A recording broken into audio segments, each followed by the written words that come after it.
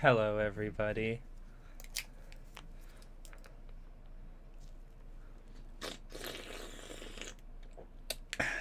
Welcome to another exciting installment of Rawrdcore Retrospective.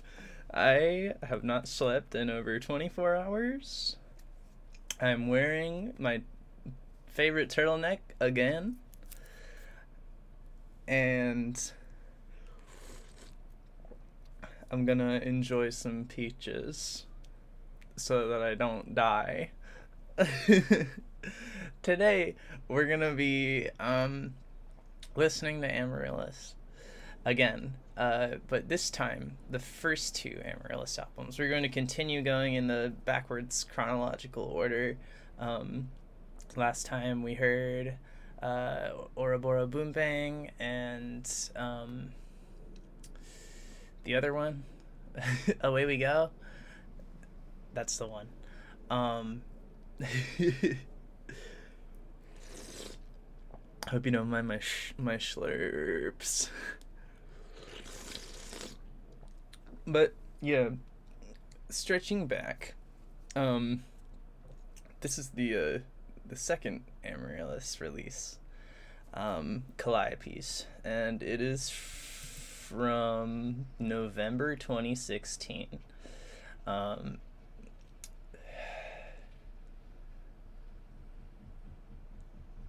trying to think about what was going on in November 2016. I guess I was in school. I talked a lot about school last time.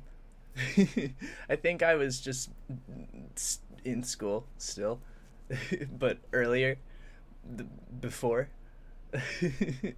I did most of Amaryllis stuff when I was in university, with the exception of Away We Go, which was the first album that I ever put out after moving to Seattle, and the first Amaryllis album, Glass Forehead, which we'll listen to later tonight. That one was made in my bedroom at my mom's house. Somebody in my apartment is hammering something. It's probably in my apartment. It's probably my roommate, who loves to hammer things, and I love him a lot.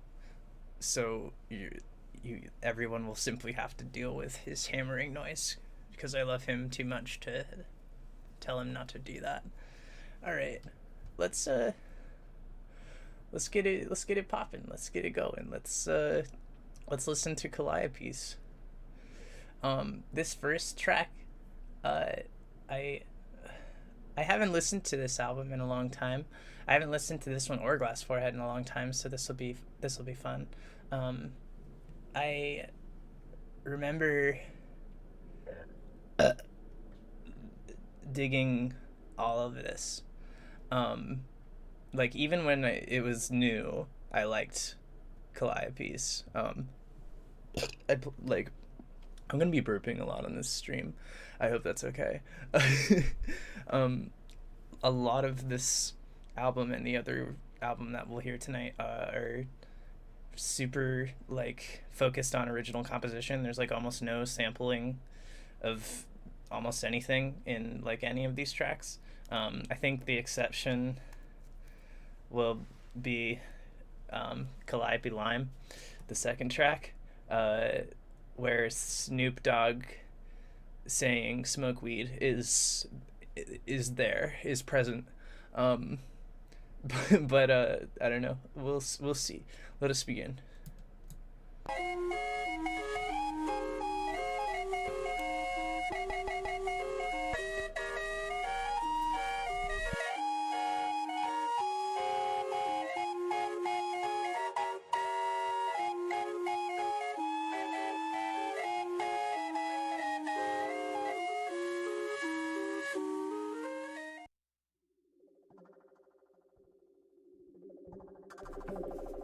The steam Calliope, by the way, is my most favorite instrument of all time. And I was going nuts about steam Calliopes when I made this album. So they're sampled quite a few times throughout.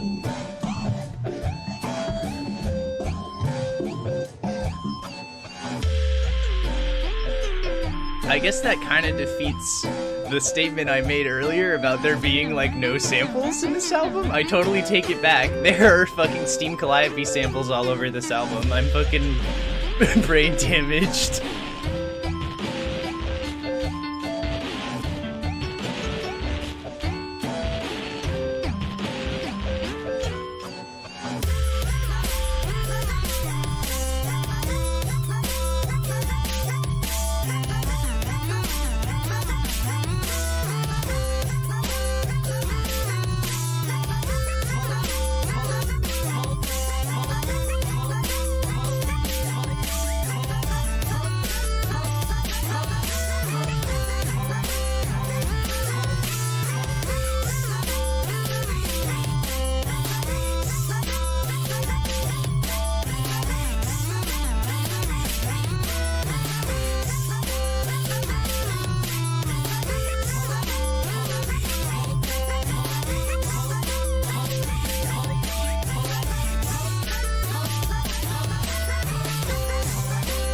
You're right, this is what happens when I don't sleep.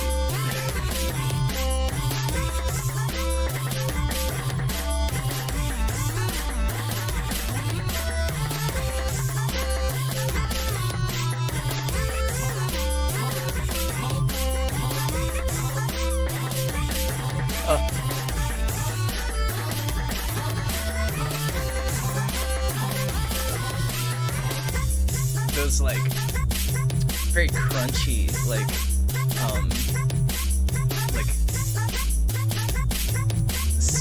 almond snare drums earlier that sound like you're listening to them through a telephone, like the handset of a telephone. It's very silly.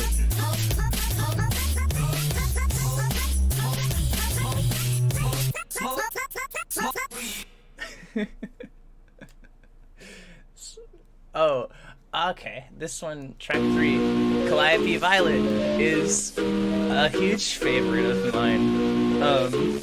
I made this song when I was sick as balls. This is one of the only songs I can remember producing, like during a time that I was very physically ill, like with the flu. I don't usually work when I'm sick, but this was an exception. I had a fever like a motherfucker when I made this song.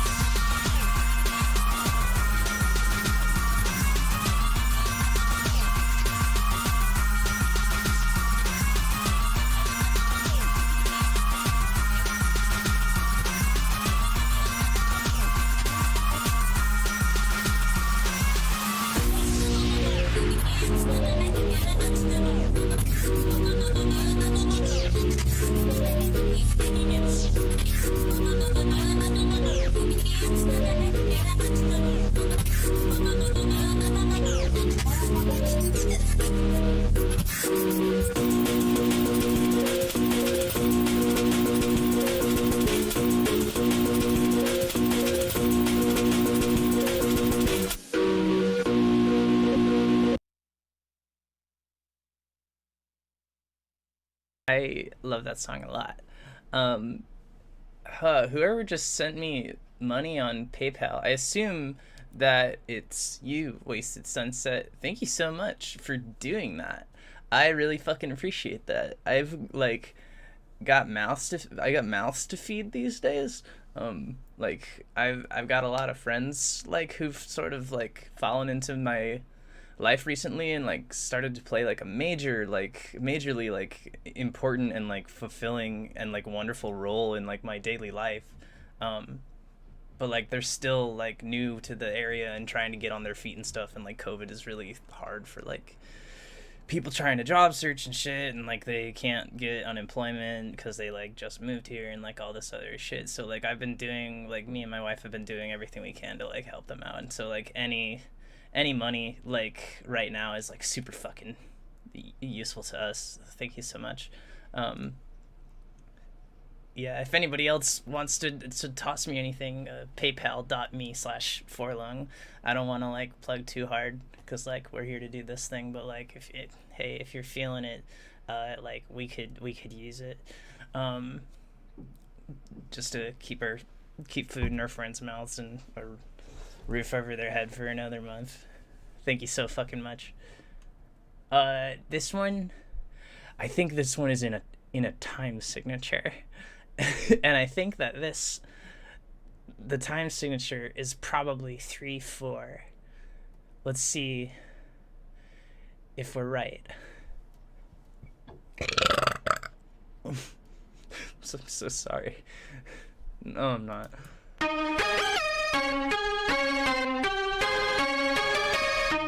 Yeah, this shit's in 3/4.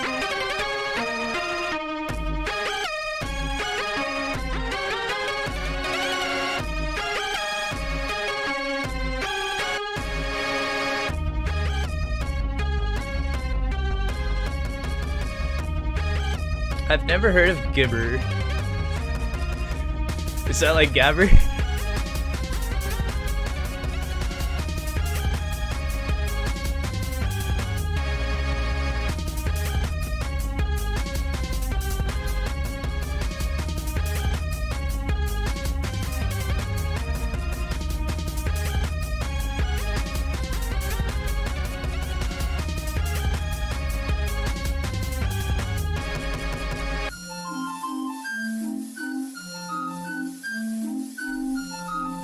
For now and for all time, every single one of you has permission to sample and remix my burps in whatever way you want to. They're public domain.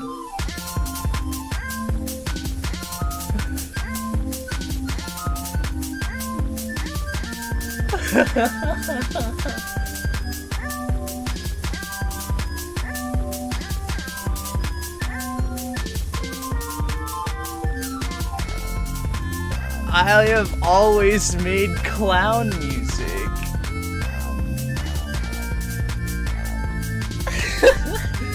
I was not even ever thinking about clowns back then.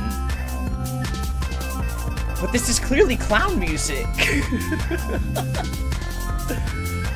How did it take me so long to catch on?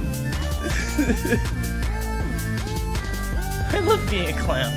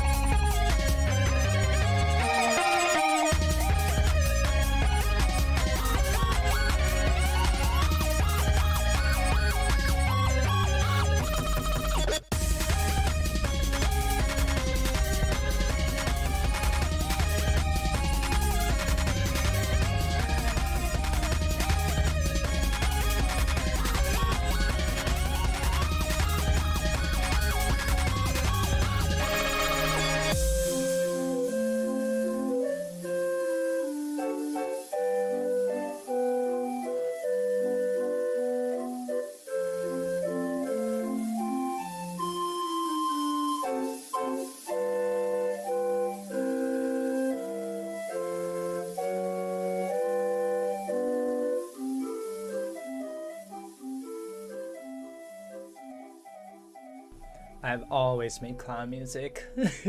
I have no idea how I was not thinking about clowns when I was making all of this.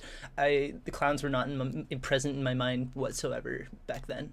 I was too busy thinking about like kissing my piano teacher's ass and crying because I was one of the only trans people that I knew. If I could be any kind of were animal, what would I be? I mean, like, a were dog, a were clown, a were clown dog. Please? I think that's the only way I could actually be happy. Like truly happy in the way that like I can die happy. Not to say that like I couldn't like, you know, lead like a fulfilling human life, but it's like when you're a human you can only reach like a certain sort of degree of happiness. If you're the kind of person who like imprinted on cartoon animals at like the same way a duckling like imprints on its like mother duck as a child, like you know, it's a disease. I've got it. This next one is like I remember being very low key and having some sine waves. Definitely having some sine waves in this next one, I'm gonna say. And they're probably gonna like wiggle and they're probably gonna sound like emotions. Let's see if I'm right.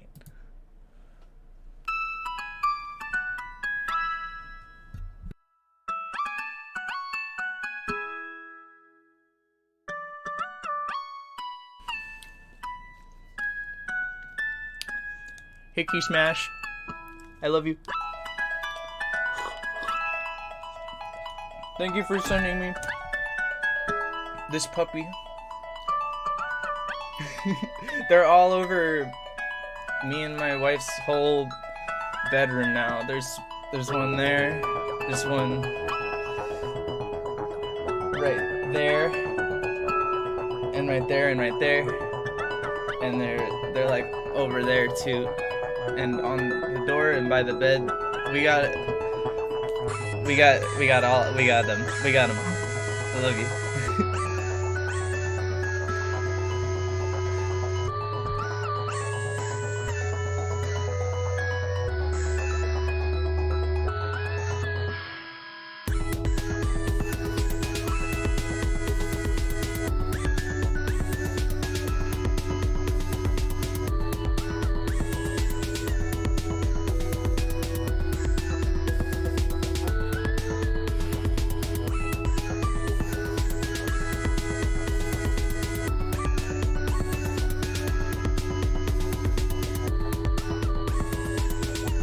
These are definitely some sine waves.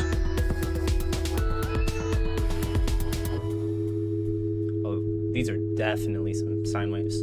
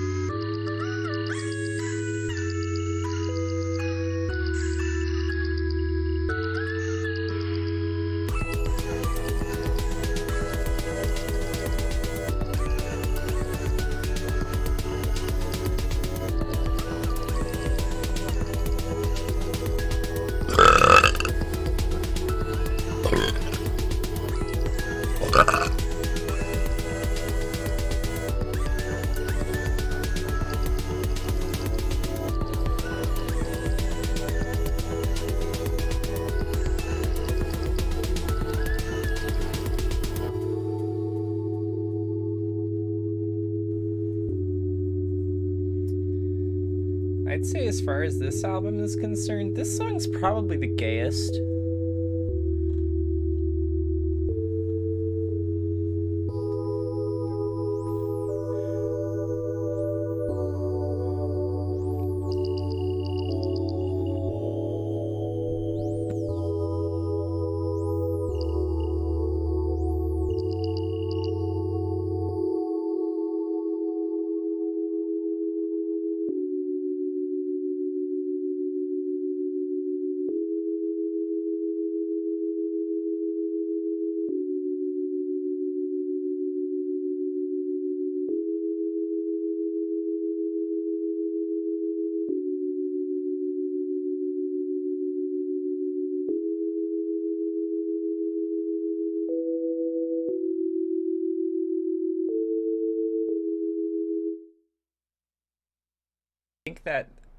I think that this next one is much more evil, or at least exciting.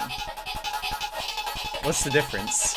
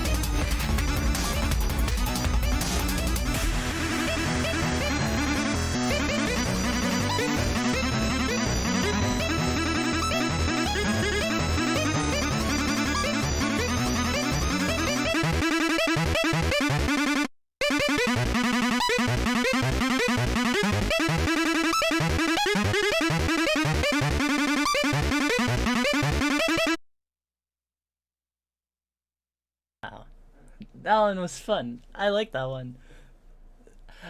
I remember this next one being the one that I'm like compositionally, or I was compositionally like the most proud of it. Probably just because it's the most like needlessly complicated, because like that's what I was really into back then.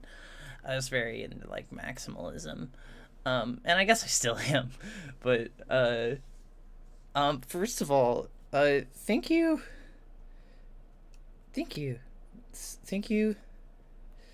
Okay, so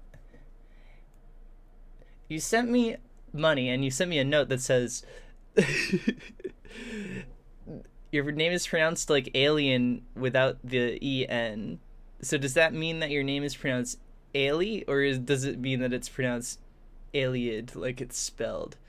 Either way, thank you so much. I really, really appreciate the support. That fucking kicks ass. Thank you. I love y'all.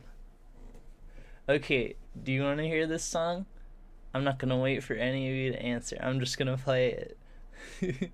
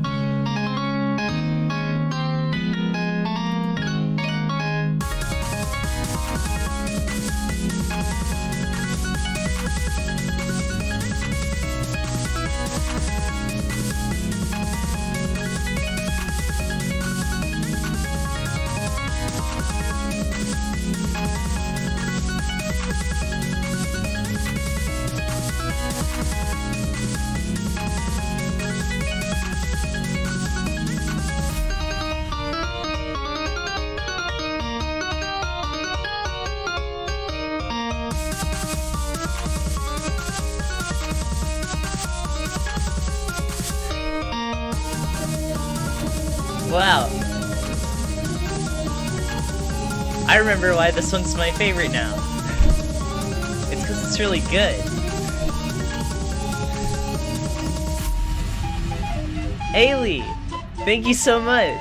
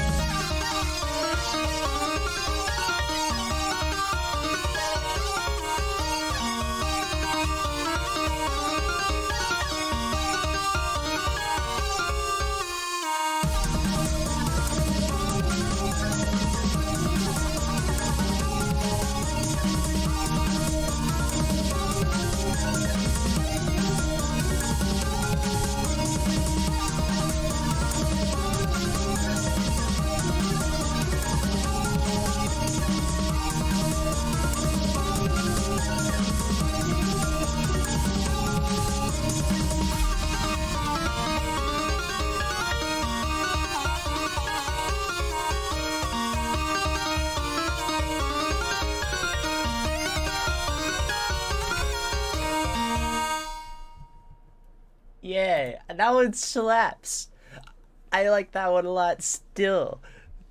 That's cool. I don't have the fucking patience to compose like that anymore. I don't like. I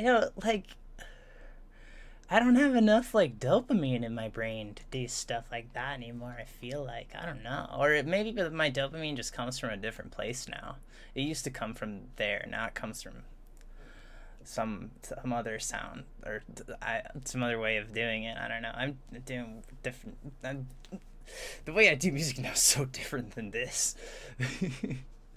I see all you motherfuckers in the chat talking about how you wish you were good at making music and learning how to make music is hard, and like, yeah, it fucking is. But then after it's done being hard, you know how to make music. And that is so cool. It's like really worth it, I promise. It's like the best decision I ever made was like separating myself from all recreational activities except for FL Studio for like an entire like 2 semesters of community college. Just every time I wanted to be stimulated, like I didn't have like video games in my dorm room or like anything to reach for really, except for like my laptop and FL Studio and like and a web browser. So like I don't know, like that's my recommendation. Isolate yourself and get rid of all the fun things that you have access to except for your digital audio workstation. And I'm just kidding. And it might not work for everybody. That might be self-destructive for some people. It only worked out for me because I had nothing better to do. I didn't know any like queer people IRL for a long time until I moved here, and now I like don't see I don't interact with like cis people anymore, really, like unless they are like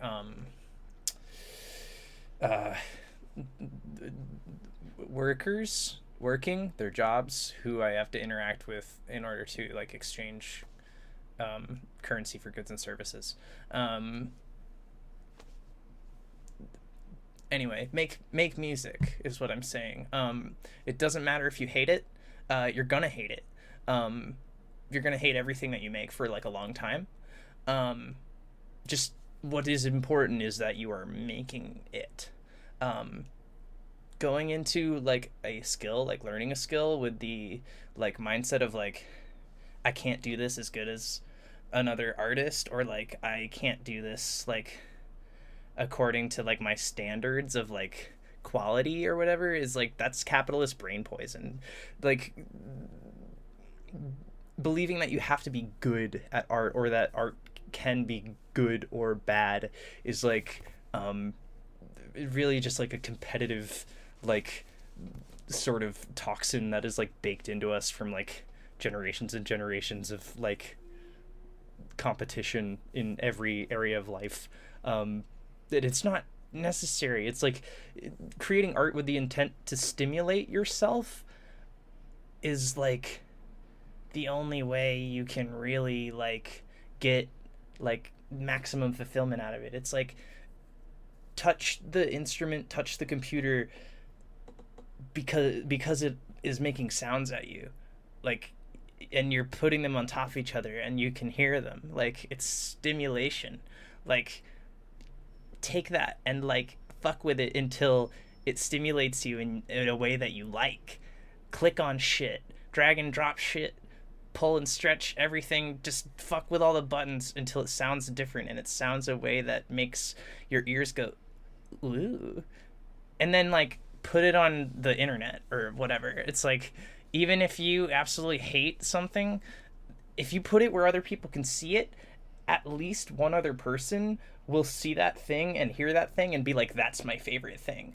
And that's something that I have definitely learned, is that like everything that ever gets made is one person's favorite thing, as long as it can be put in front of that person. Anyway, just if you want to make music, if you want to be good at music, make it.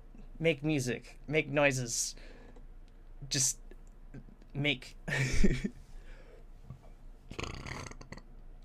Anyway, I'm done doing this speech that I do all the time, that I love to do all the time.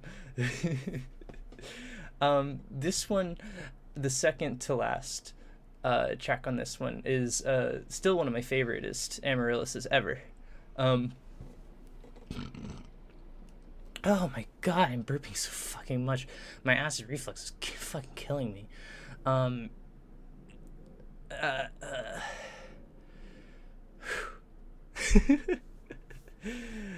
Here we go. This one's kind of feels like a sea shanty a little bit, which like I don't know if Jolly is here. I wish that Jolly was here, because this is a song that I think Jolly should listen to. Jolly Wormfleece. You all, you know Jolly. You love Jolly. We all love Jolly.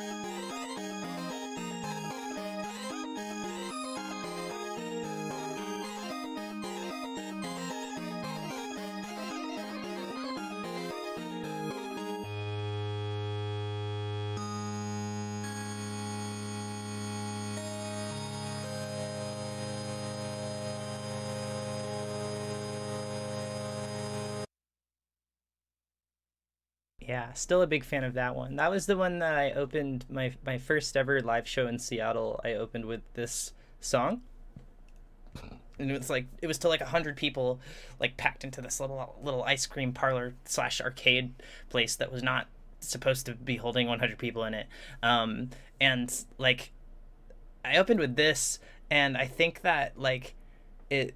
I think there were like probably a handful of people there who had like brought people to this show who had never heard of me before, and they probably sold it like, oh, it's fucking breakcore, like it's hardcore, like like it's like gabber kicks and fucking snare drums and like goofy samples and stuff, and like whoa, and then I opened with this, and half of the people were like going hard because they'd heard it before, and they were like, oh shit, yeah, like fucking Sisurcana, and then like the other half of the people were like,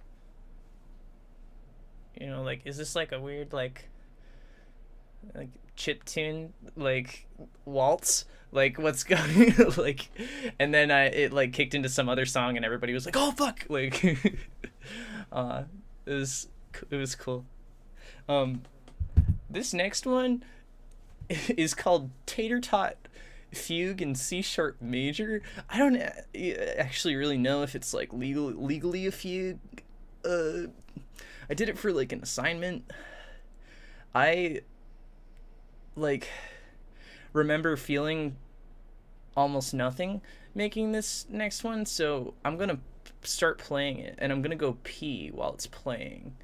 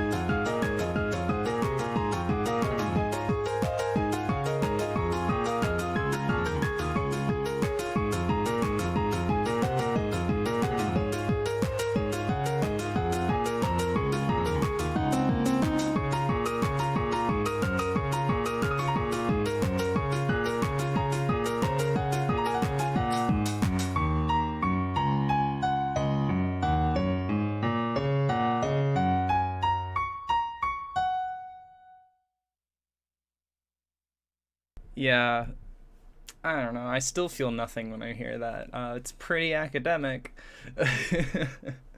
Yeah, I'm over it. Anyway, that's Calliopes. That's the whole album. I still dig a lot of it. Um, yeah, I'm glad that I got to come back and revisit it. Um, Amaryllis stuff is always so fun to revisit every couple of years, because it's like, I don't know. I'm always like, I always used to be doing weird stuff like all the time. I feel like, I don't know, the weird stuff I do now is different weird stuff. It's not this weird stuff, but I like all the weird stuff, so it's cool to remember where my weird has been when. uh I saw someone ask earlier how I stay so consistent with music. The answer, in the year 2021 and several years leading up to 2021, Um, I I guess since like 2017, 2016, somewhere in between there. I stayed really consistent with music because that's when it became my full-time job. I do not do anything except for make music like professionally. Um, Obviously, I do other things, but like if as far as like my living is concerned, it's like it's this, and this. Uh, Before that, the way I stayed consistent with music was, like I mentioned earlier, just like cutting myself off from like all other available like entertainment options or like time wasting options or time occupying options, I guess. Like if you push everything away from you, like activity wise, if you push all activities away from you that don't directly result in like the development of a skill, then like you will gain skills like crazy. Like if every like option available to you is like a creative or constructive like outlet, then like you will get pretty good at stuff pretty fast, I have found. And that can be really hard if you're like stuck living with your parents, or like in a situation where you otherwise can't just like separate yourself from like all of your objects, um in a way that like isn't permanent, or whatever. uh like I don't know, I stay consistent with music now because it's my job. um but I'm still like, my lifestyle is still like pretty much a train wreck. Like I'm like 50% of the time I am nocturnal. I like I like I party. Uh, like I like COVID party now. Like, um, in a way where like we have a very small like tight knit circle of like friends who like always like get tested before they congregate and stuff, because like here in the city in Seattle, it's very very easy, um and like costs $0 to get a COVID test, which is like I immensely like incredible. Like we're super lucky to have access to that. But like I don't know, I have very little consistency like in my like life, like schedule wise. Like my routine is not consistent. Like the closest thing I have to a routine is like I wake up in the morning, I immediately shove food into my face, I take my Adderall, I take a big shit, and I take a shower. And from there, the entire day just spirals into entropy. Like it can go anywhere from there. I'll either work for 8 hours straight, or like one thing will like catch my attention or like need my attention, like early in the between the time I wake up and the time I'm done with that routine, and then like the whole day is devoted to whatever else, or just like random events happen and then I'm like on the other side of town doing whatever. And like I don't know, I consistency is not a word I would use to describe anything that I do, except for make music. Okay, I guess we're moving on to Glass Forehead. This came out August 2016, so that's. And I'm trying to like add single digits in my head right now, but like the sleep deprivation is making it hard. August, September, October, November. So this came out 3 months before Calliopes. So I made this album, 3 months passed, and then I made Calliopes, because I used to do nothing except for make music. So I was just firing shit out all the time. I can't do that anymore, for sure. Now it takes me multiple months to make an album, and like I'm fine with that. But yeah, this one was special because it's the very first Amaryllis, and leading up to this, I had made like, I don't know, like 110% every day forever, and like a couple other like, you know, breakcore type ravey things, and like this was me like trying to just do something different. And I went in a lot of weird directions with it. And I still have really fond memories of it. I also love this drawing that Yoplatz did of Amaryllis. That's like one of the earliest pieces of fan art I ever received of Amaryllis. Like, this was not a commission. This was just like dropped into my lap one day, like when there were like barely any pictures of Amaryllis that even existed at that point in time. And like it's just like this like beautiful painting, and I like freaked the fuck out, like, oh my god, like, because it's really cool. Anyway, here we go.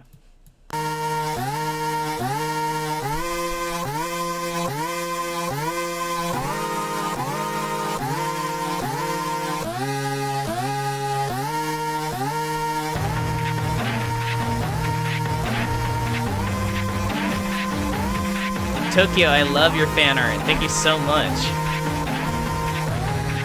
That shit made my day.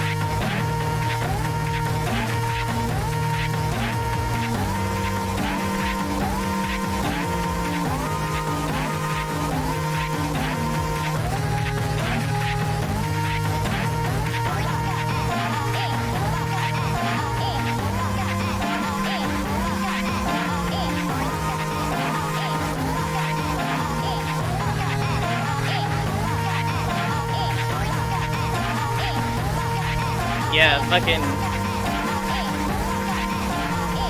You sure did listen to this song a bunch in 2016. I can tell by this extremely sweet, very kind-hearted comment you wrote. I love you.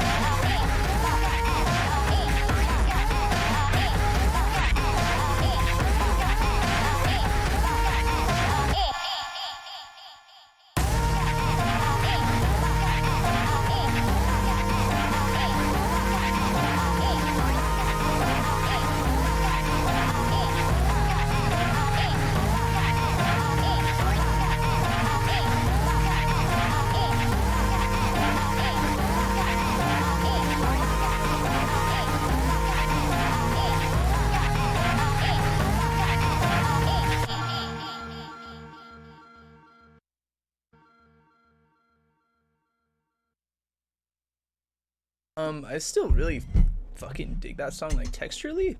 Like, it's got a lot of really interesting stuff going on with, like, the harmonies that it uses, and, like, the timbres, and, like, the, like, chugging, like, slow rhythm, like, and, like, it's fucking cool. I like it. I have no idea how I made it. I couldn't for the life of me ever make any sounds remotely like this ever again if I tried. Which is the most fun part of listening to my old music for me, is I always hear it and I'm just like, well, how the fuck did I make that? I have absolutely no fucking idea.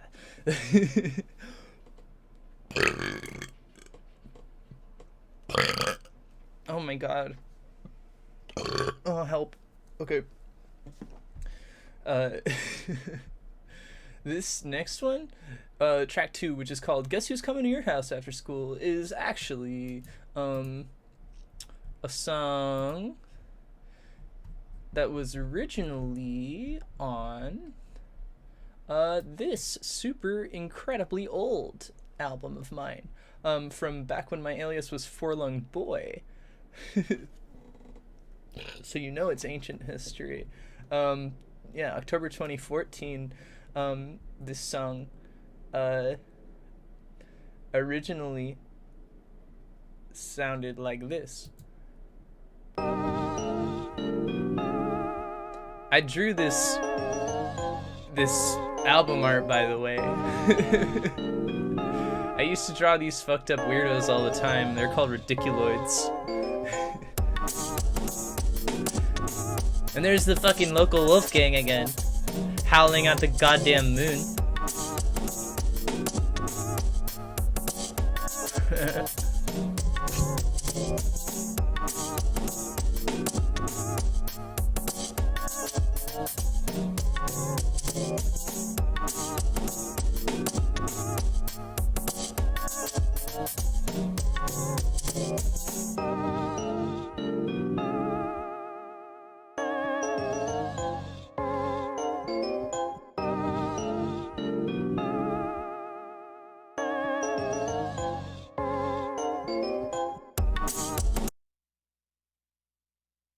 You get the point. The new one sounds different. A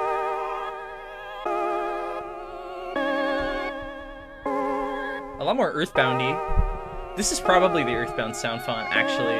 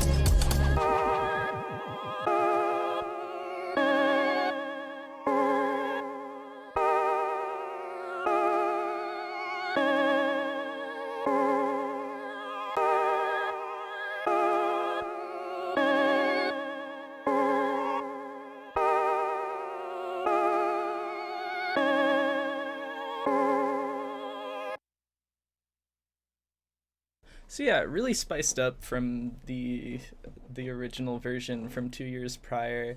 I really like where it went. Yeah, it's a vibe for sure. It's out there. It's like we're here and it's like it's out there.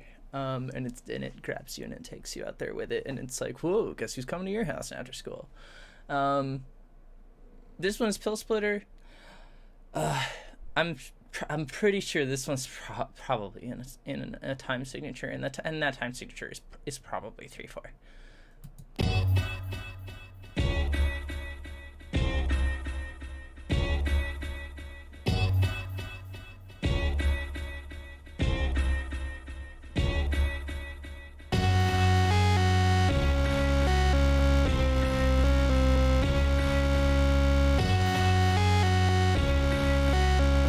Maybe I was wrong.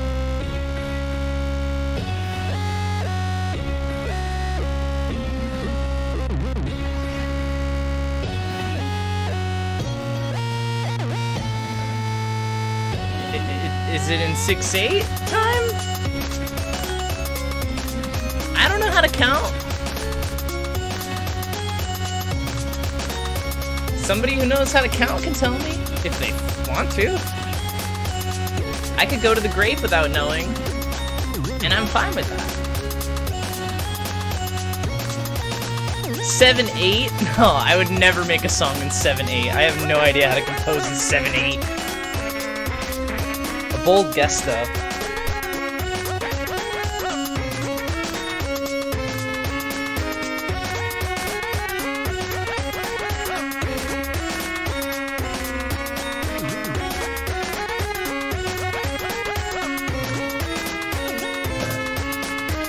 This song reminds you of Tim Hortons? Fuck.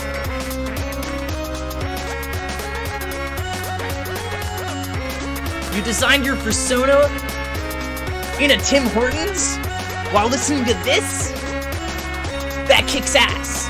I fucking love that. Thank you for telling me that. That fucking rules.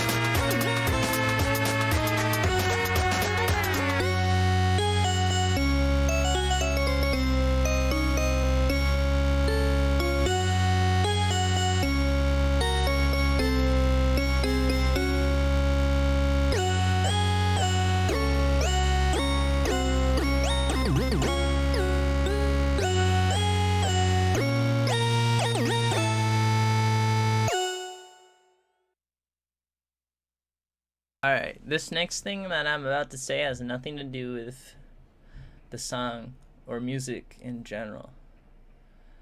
But I have always thought that if my nose was like this, like all the time, like just tilted up just a little bit, then like my whole face would be so much cuter. Like, if I was just a little bit more of like a little piggy, I feel like that would be cute as fuck.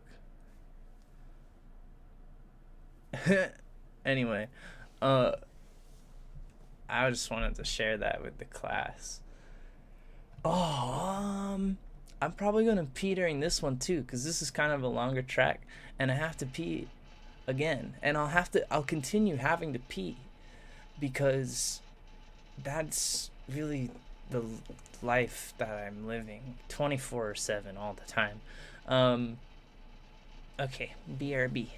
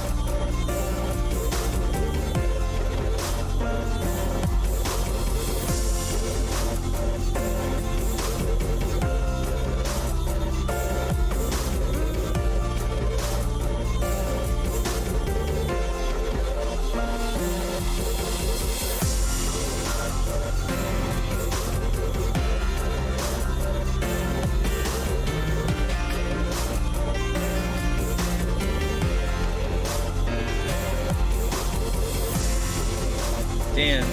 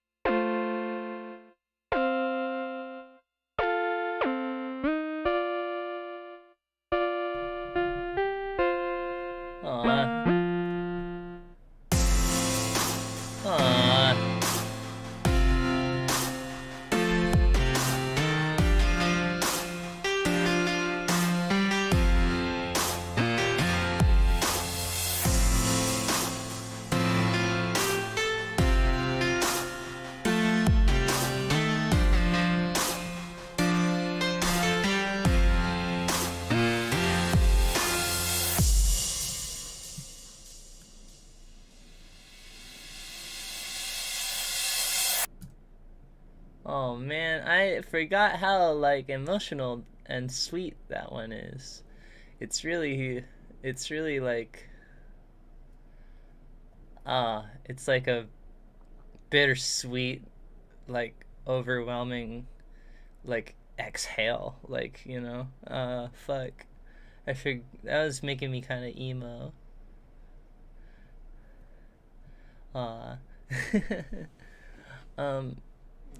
How many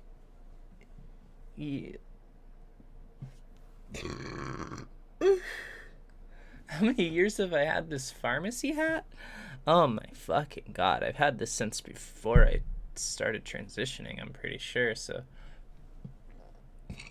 that means I started transitioning late 2015. So like more than 6 years at this point, I guess. This is my favorite hat. It's always been my favorite hat for years. I like this hat a lot.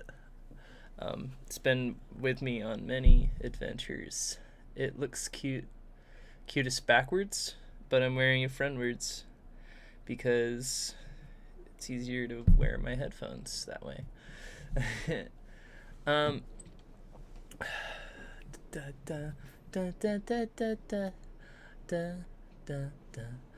Oh, Odd Pup, I hope that you enjoy your new sweater. I'm stoked that everybody likes the new shirt design. I like honestly spent like maybe like 2 hours in Adobe Illustrator making it. And like literally all the money is like going to like help my friends out with rent. So I'm like really stoked that people are into it. Thank you so much if you picked one up. This track is the title track, Glass Forehead. I remember this one being pretty emo too, but like in a completely different way than the last one. Here we go. Hi Toby, I love you Toby.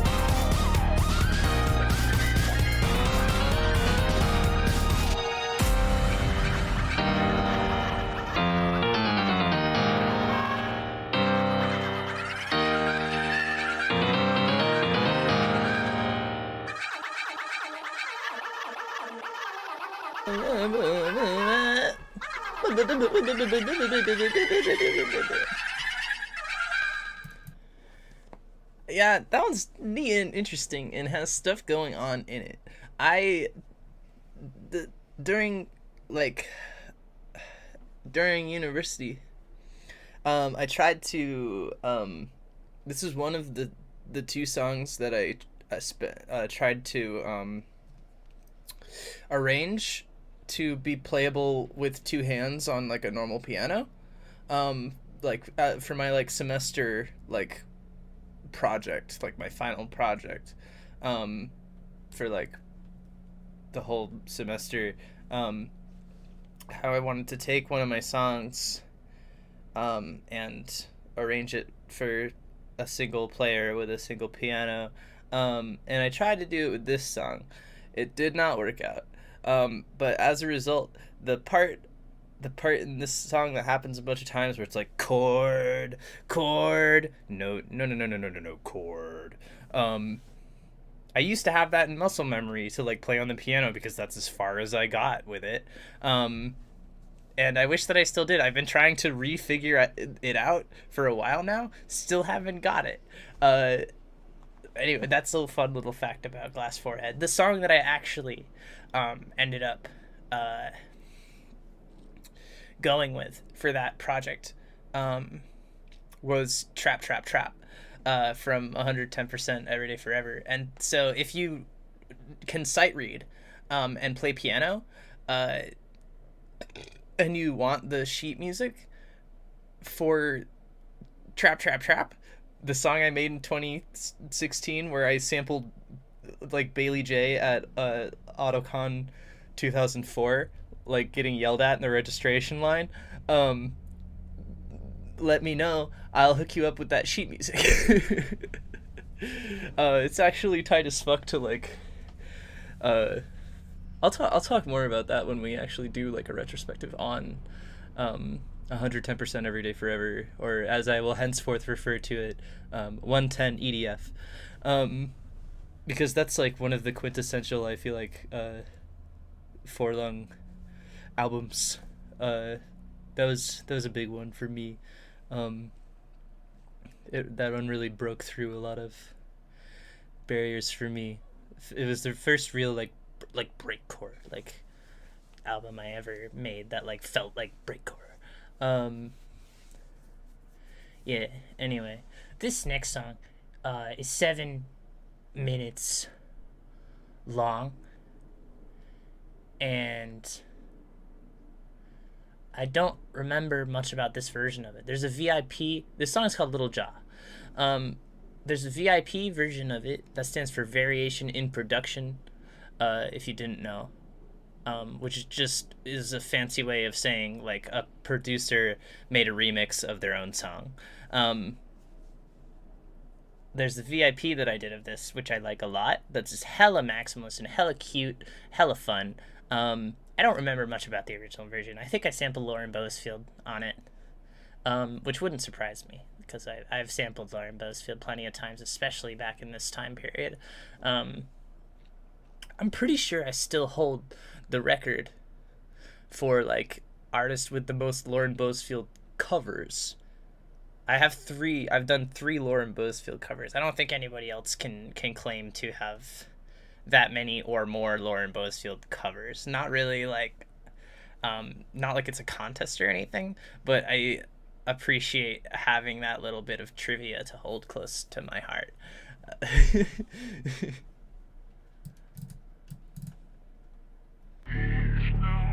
Yep, Lauren Boasfield immediately, right out of the fucking gate. I love her. I hope she's doing well. I haven't talked to her in a very long time. For obvious reasons.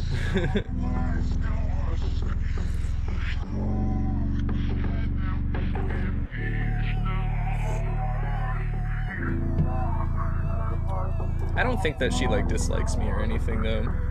I think that she's just interested in protecting herself from internet weirdos, because like she's already dealt with her fair share of those after that time that PewDiePie used one of her songs in a video. That was fucking tragic.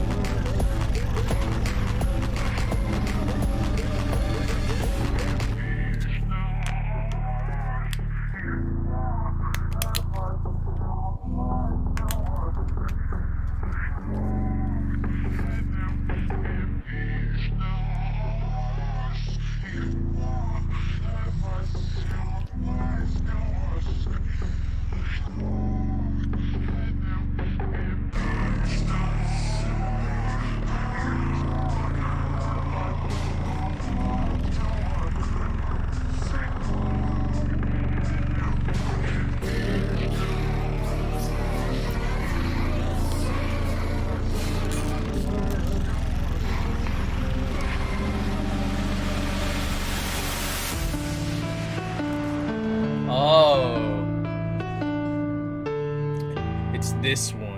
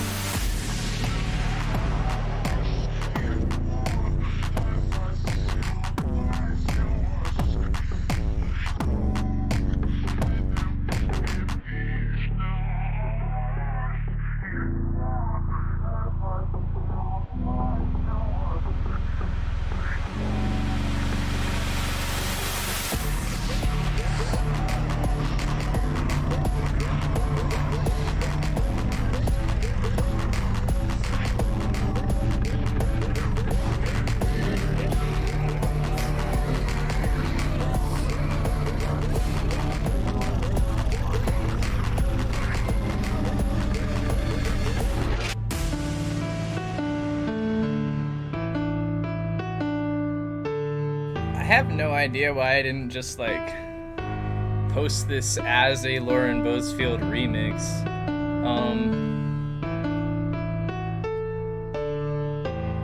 Oh, it's because it was for somebody. Somebody I think requested this of me in some capacity.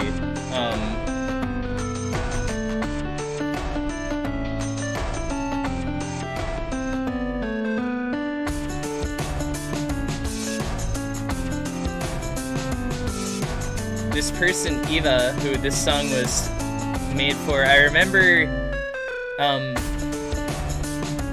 being very nice to me and drawing me fan art in like a really cool, neat style.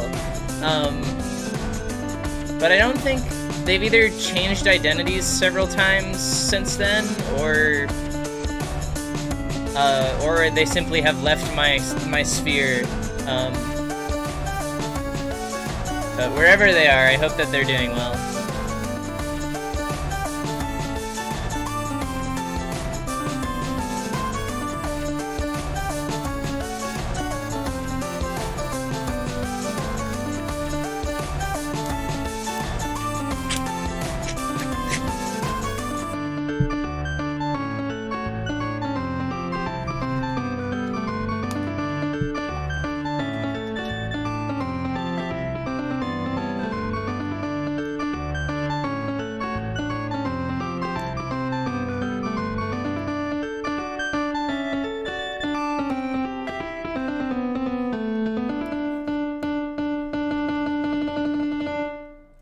This next song I made for one of my girlfriends.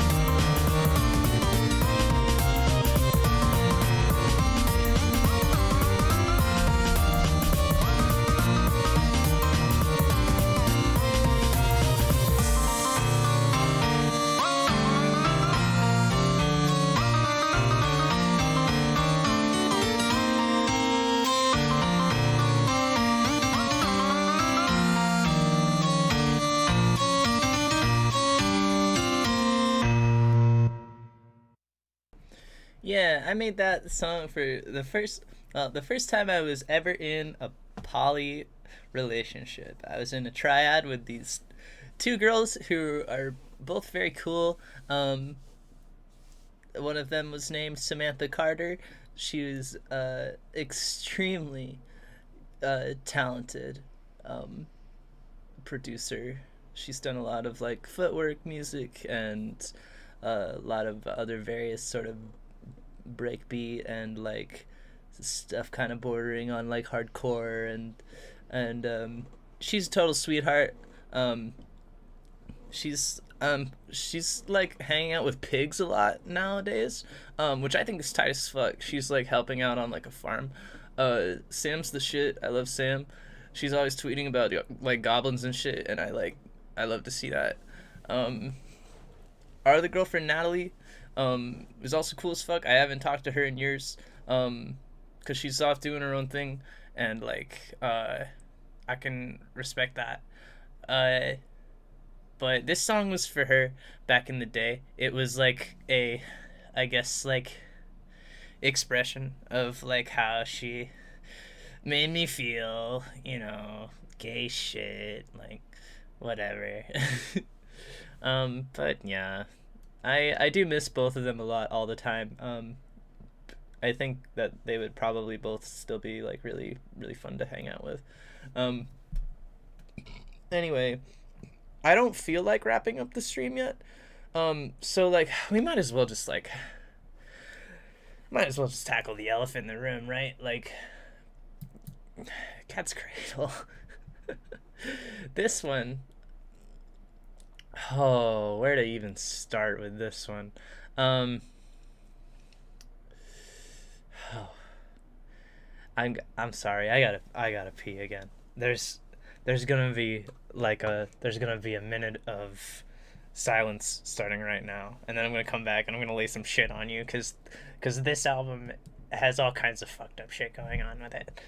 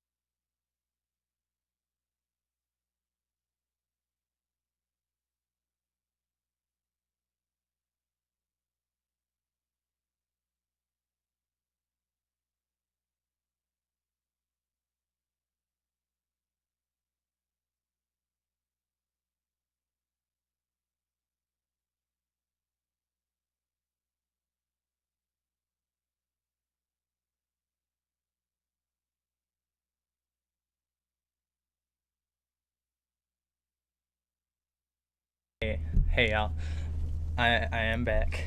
All right, so where to begin with this one? um, well, so if you are an OG fan, if you've been paying attention to my music since May 2018, then you probably know that this is not the original album art for this album. And the reason that this just random photo of like some like floral wallpaper is here instead of like the original album art is because the original album art was drawn by Zachary Slimazine, who some of you may or may not know, was like originally one of the like bigger like sort of propagators of my like initial call out back in 2018, who like eventually came around to like reaching out to me via email and like chilling out and like talking to me about like how like he had realized that like he had had some misconceptions and like wanted to like help me like clear my name and shit. But then like as soon as he did, like all of his friends like immediately jumped on him and like he had to delete all of it because they were getting really like upset with him. And like I if anybody has the like original like higher res like art from the cover of this album, like the original art, please find a way to send it to me, like forlongmusic@gmail.com or whatever. Like I would really like to have that, because I don't have it anymore, I don't think. But it's badass. It looks fucking incredible. It's this right here, like shit, let me move myself out of the way. It's Amaryllis and Yo-Yo, and they're bound together by a cat's cradle, like, you know, the string game. And it's fucking dope as fuck. And like, yeah, I don't know if anybody like I don't want to kick up shit. Like if Zach is resting, like let him rest. Like please do not be mean to Zach ever. He's totally innocent. Like, he has only been like directed by other people, and like does not deserve to catch shit for stuff that has happened to me. But anyway, like, I took down the art because like he did not have like the best impression of me for a long time, and so I didn't want his, like, I didn't, yeah. I took the art down. During the production of this album, I was actively like being traumatized a lot. Because I was in a very unhealthy codependent relationship, in a very dark, musty basement with like linoleum like floor and like 6 foot tall ceilings, and like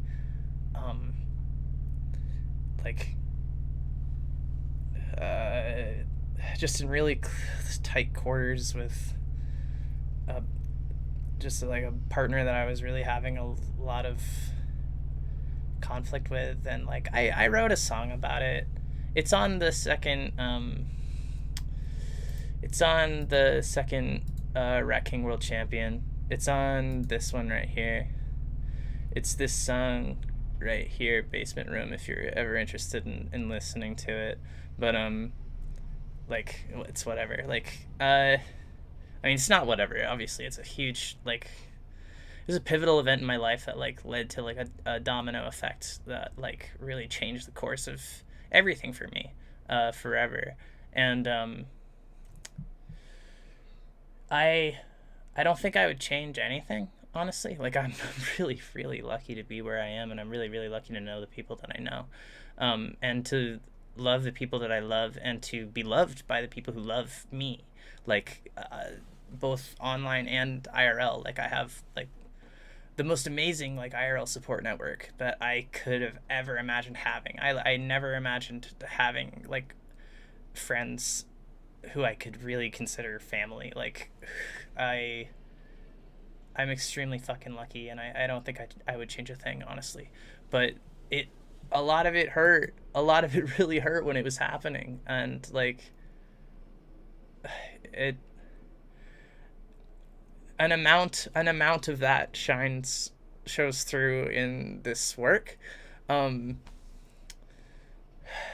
Obviously not, it's not exclusively that.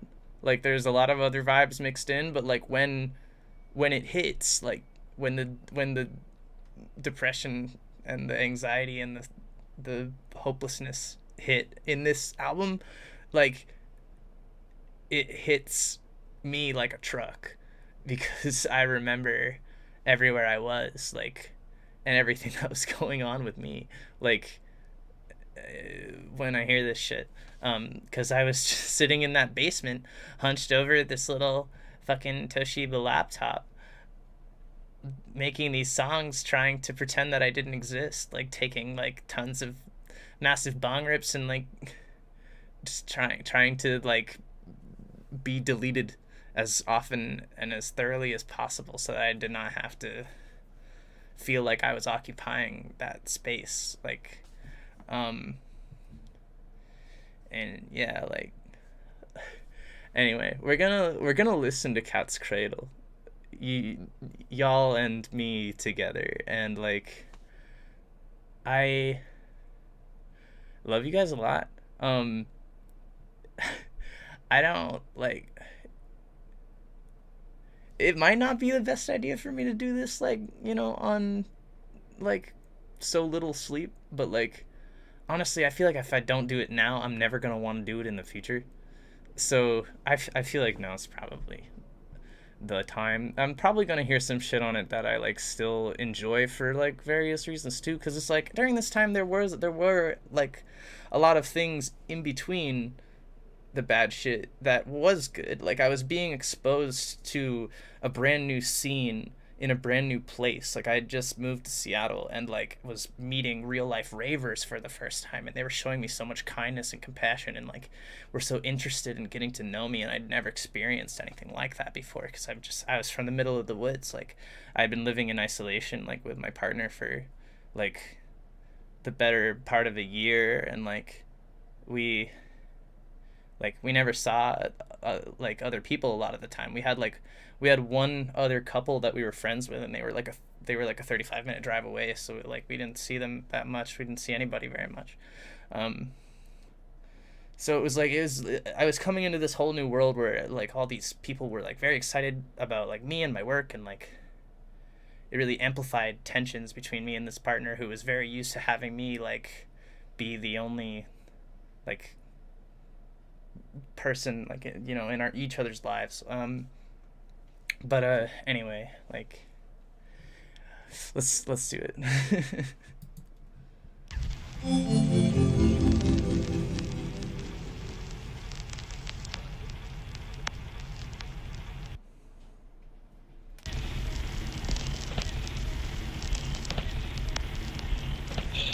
If Pop will stop starting with you, well, please hold it. Well, what can you do on the side of the road at 6 o'clock? Well, there you have it, ladies and gentlemen. Ben Coleman's rendition of What Can You Do on the Side of the Road at 6 o'clock. You may recognize this sample if you've listened to Silly Rama.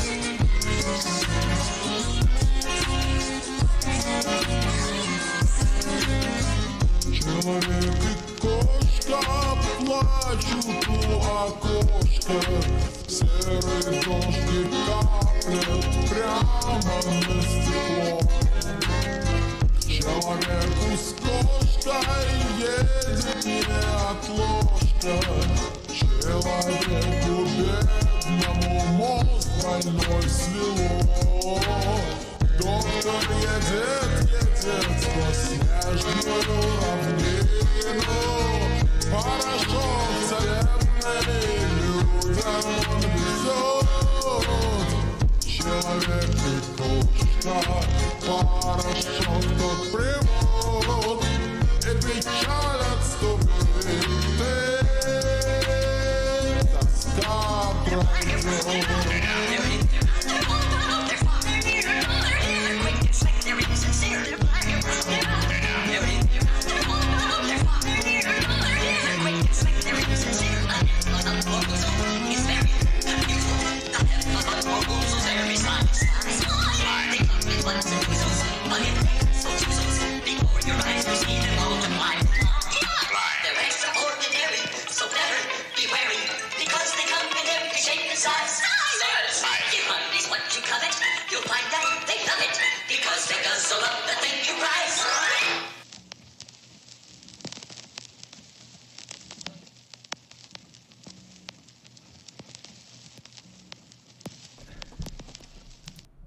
I love Heffalumps and Woozles a lot. If you're ever in the same place as me in real life and you put on Winnie the Pooh and the Blustery Day, and the Heffalumps and Woozles scene comes on and that song starts playing, you will see me go absolutely apeshit. You will see me become feral. You will see me lose my mind. Anyway, I honestly am like not vibing with like actually listening to this and looking at this. I like would really actually like to bring up the original album art. So I'll pull that up real quick. Thank you all of you for sending it to me. I really appreciate that.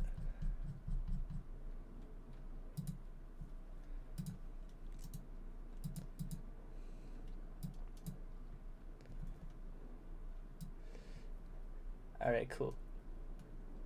Hell yeah. All right.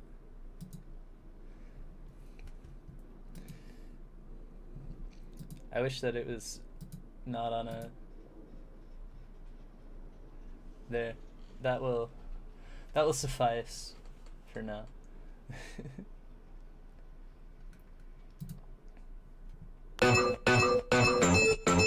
I actually still quite like this. I like this track.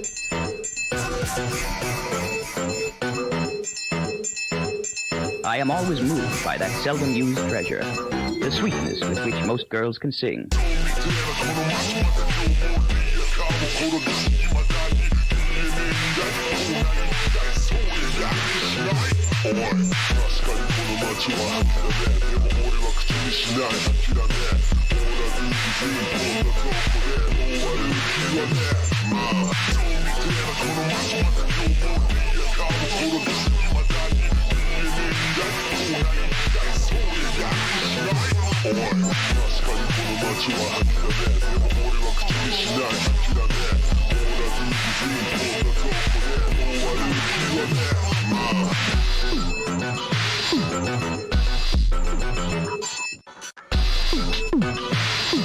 The girl sang O Little Town of Bethlehem, and I am not likely to forget very soon their interpretation of the line, the hopes and fears of all the years are here with us tonight.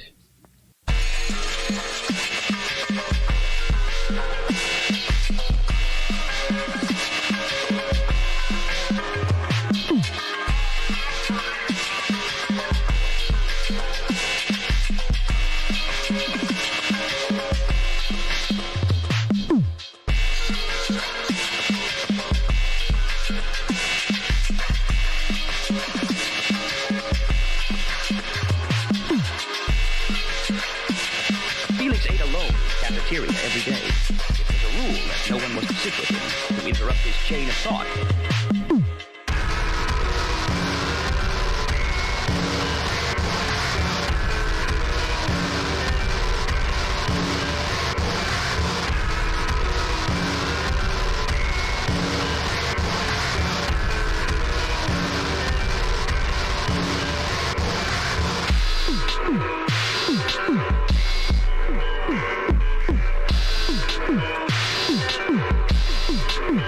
If you like math rock, you might recognize this guitar sample from a Trico song. I've made the only point I wanted to make with the swamp.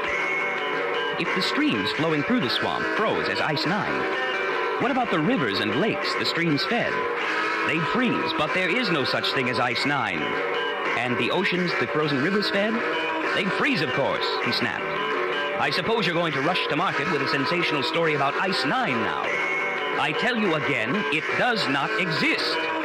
And the springs feeding the frozen lakes and streams, and all the water underground feeding the springs, they'd freeze, damn it, he cried. But if I had known that you were a member of the Yellow Press, he said, grandly rising to his feet, I wouldn't have wasted a minute with you. And the rain? When it fell, it would freeze into hard little hobnails of Ice 9. And that would be the end of the world. And the end of the interview, too. Goodbye.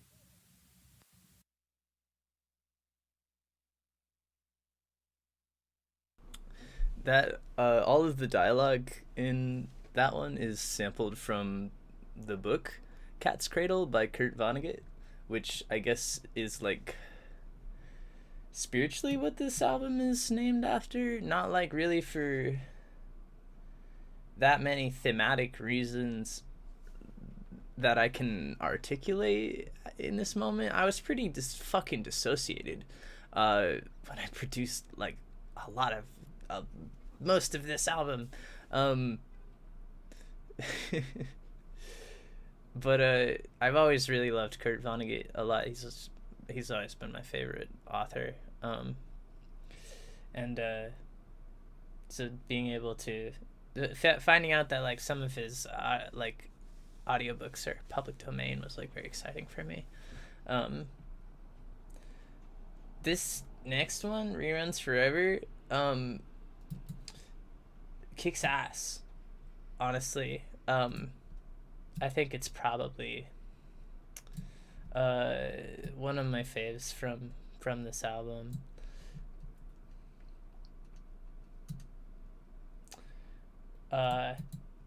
If you'll, like, this synth that this song starts with,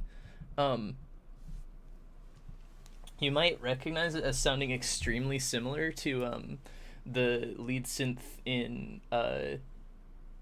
the Gay Aunt Jane track, Prolapse Soul.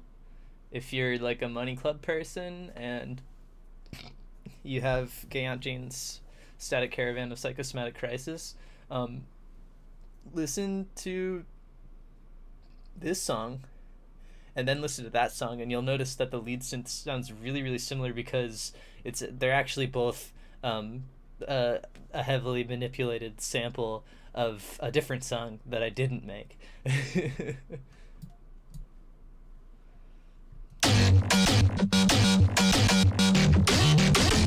sounds really wet and juicy in this one.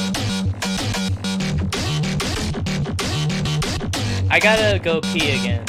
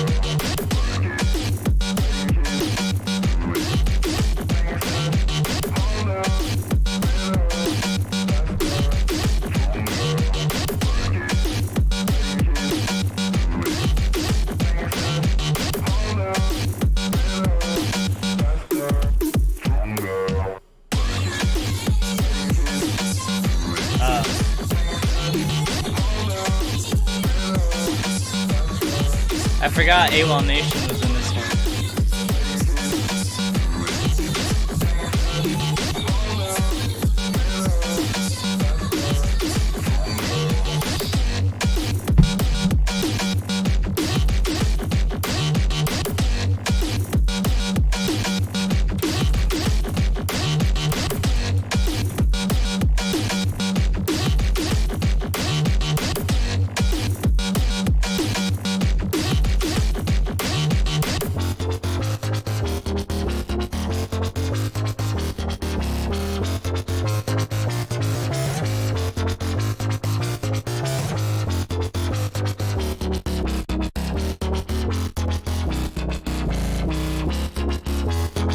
if you're paying attention,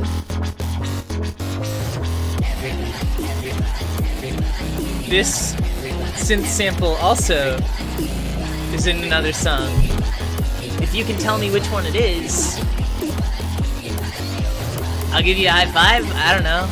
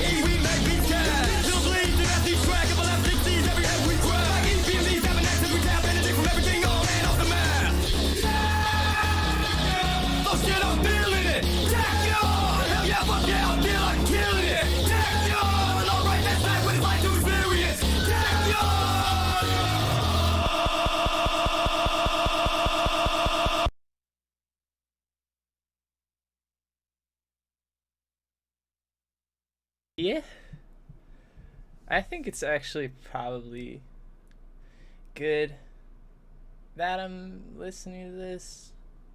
I think I'm long overdue to be listening to this. I feel like I'm like, sorry if my like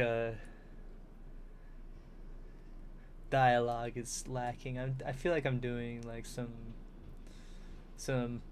processing that I've been needing to do for a while, just like hearing all this stuff again. So like, thank you all for being here with me. I really appreciate that, and thank you all for like being so fucking nice to me all the time, and like helping me like stay alive and shit, and like helping me help my friends stay alive and shit. Like you guys are really cool. Bandcamp seems to be having trouble with this one.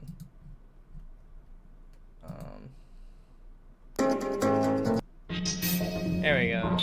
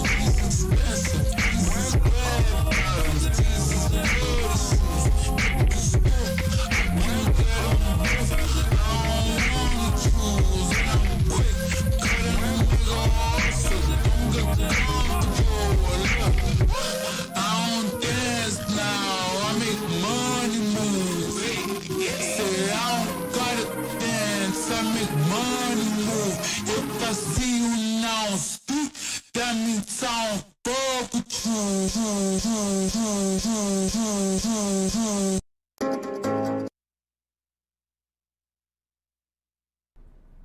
Ah.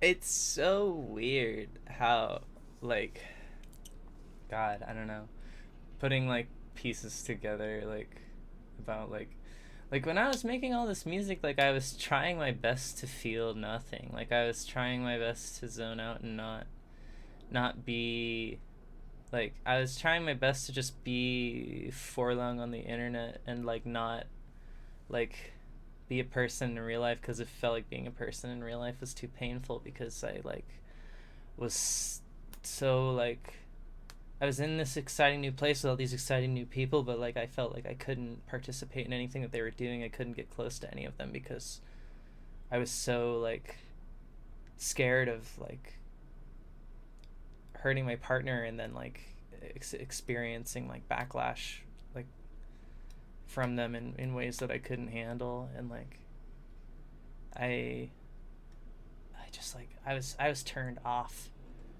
for so much of this, and it's so, like, it's weird listening to it now, like, more than 2 years later, like, and kind of, like, actually starting to make connections about, like, what I was feeling, like, moment to moment, like, and how that manifested in this, like, even though I couldn't feel anything, like, in the moment. It's hard to explain. I don't know. Trauma's really weird. I'm grateful to have an opportunity to be doing this. Like, I didn't mean for this to become, like, you know, like, hushy fucking, like, gives itself therapy, like, on live stream, but, like, I don't know. It's nice to have a webcam to talk into, I suppose. Yeah, this next one, I do remember this one, and it, like, reeks of like, anxiety bleeding through, like, a facade of trying to act like everything is, like, chill and okay. And, like, only just hearing the first, like, second of it, like, a minute or two ago, like, it, like, just blasted me, like, just all came flooding in, like, my understanding of this. So here we go.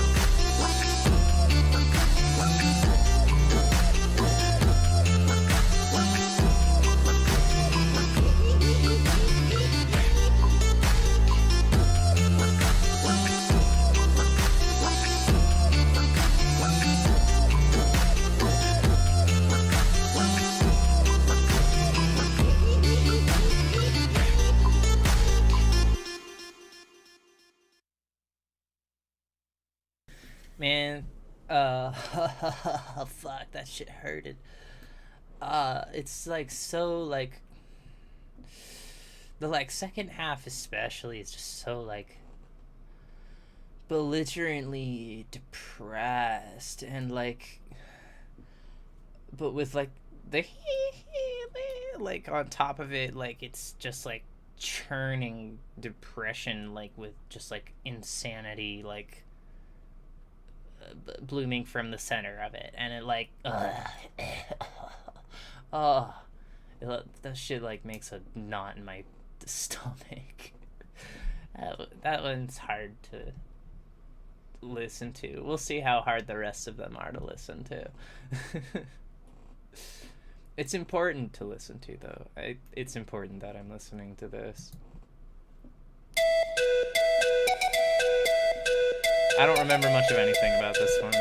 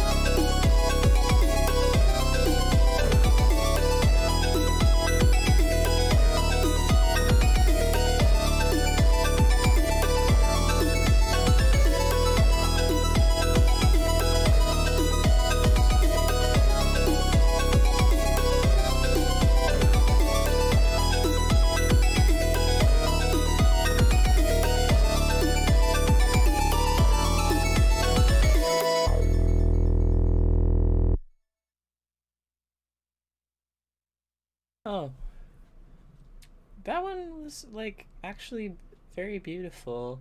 Um,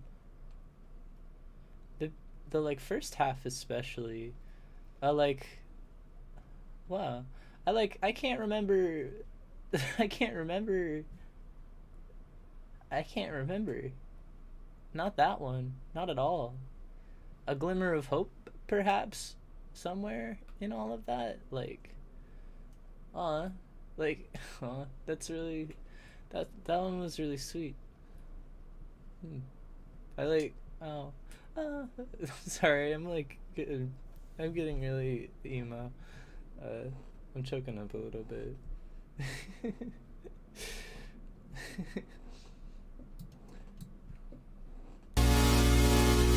Oh yeah.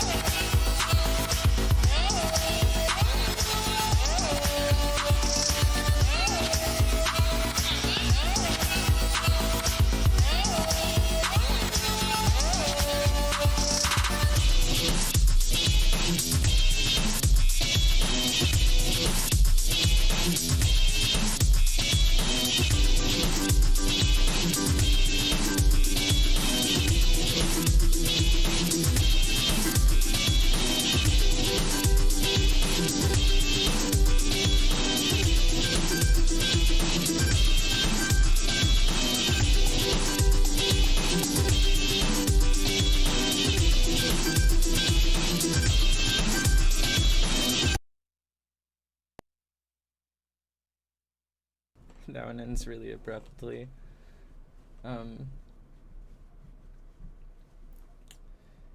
Yeah, speaking of Slimazine, the artist of this album art, like they were also he was also one who sent me several of the samples that I used in that last song. This one I remember feeling negatively about. This next one. I don't remember much else about it. I think it samples gorillas. I don't know.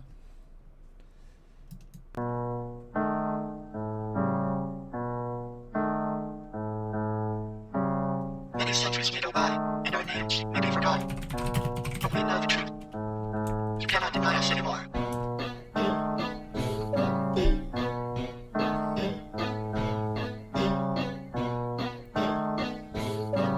This is so fucking mentally ill.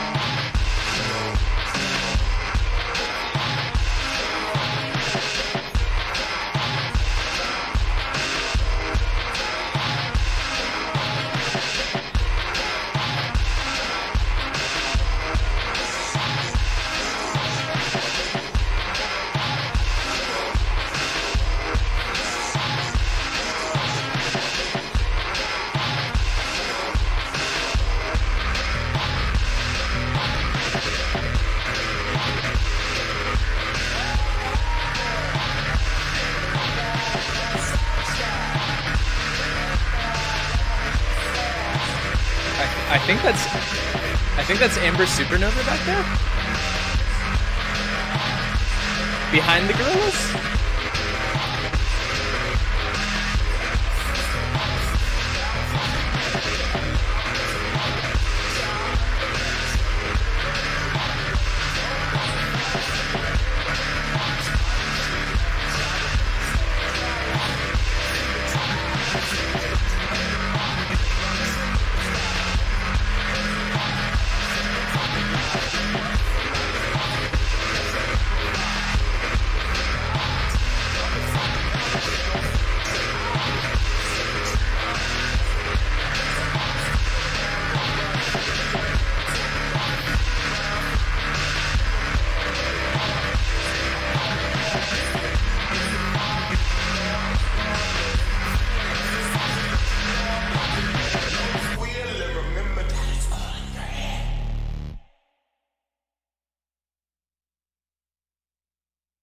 Yeah, that definitely was Amber Supernova in there. Like slowed way the hell down. Damn, I forgot all about that. Really bold of me back then to just simply put that in there. Shit, this was the very last album I ever put out before the initial call out. This was it. Like this was what, like, when everything was building to a breaking point where everything started to collapse. Like, this was the last one. And then, like, the day after the call out started to really gain traction, that's when I put out Problem Causer.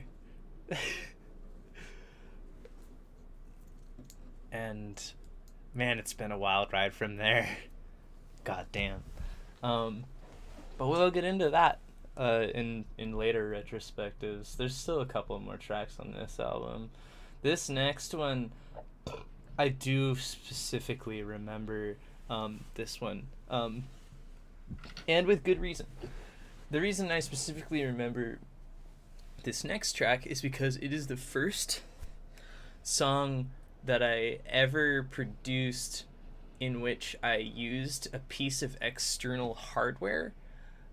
Like the first time I ever used like an actual like physical synthesizer, recorded it and then like sampled it in a song.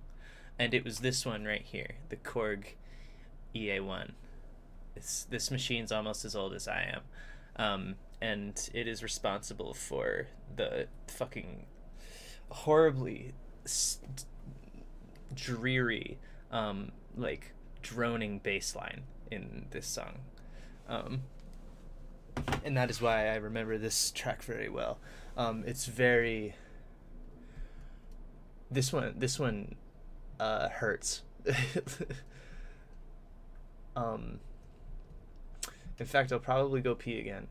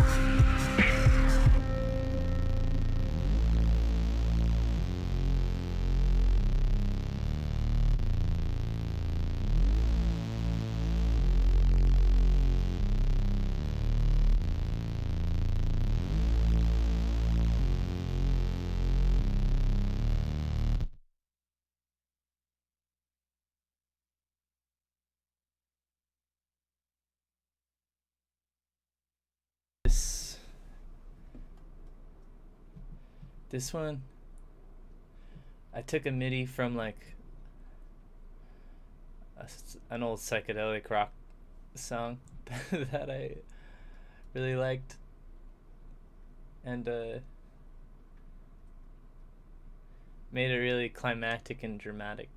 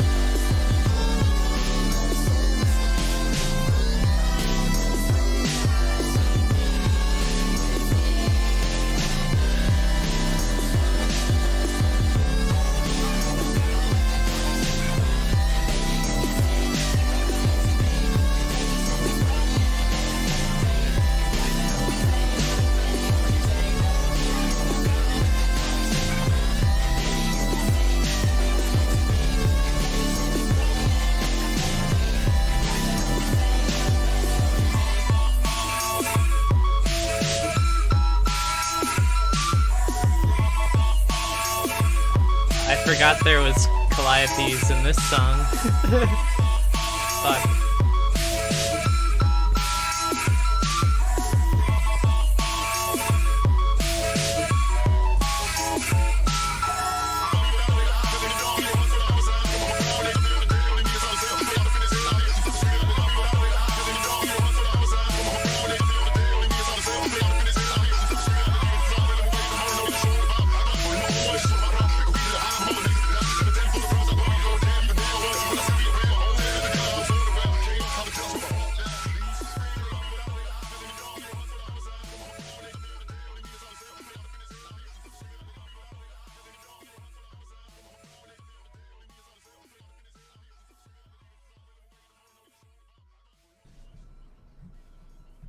Alright, there's only 2 tracks left, so we're almost there. Oh, fuck.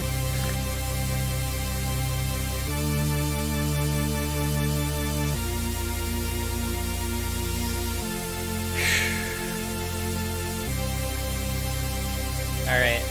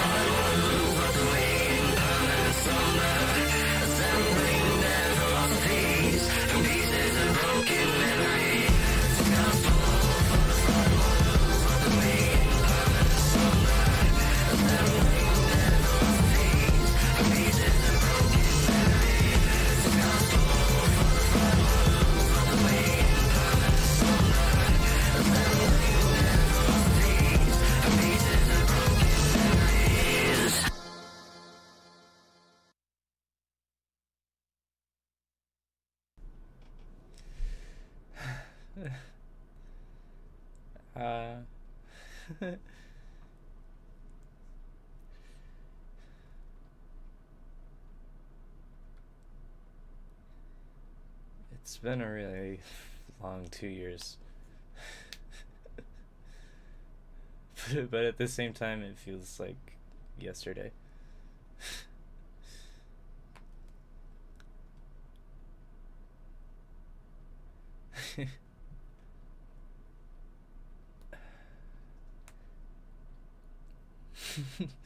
Time is shitty? I don't think time is shitty. I think I don't know. Time is important. Time is everything. I got a tattoo about it, actually. So it's right there. Time is time. Things are always changing.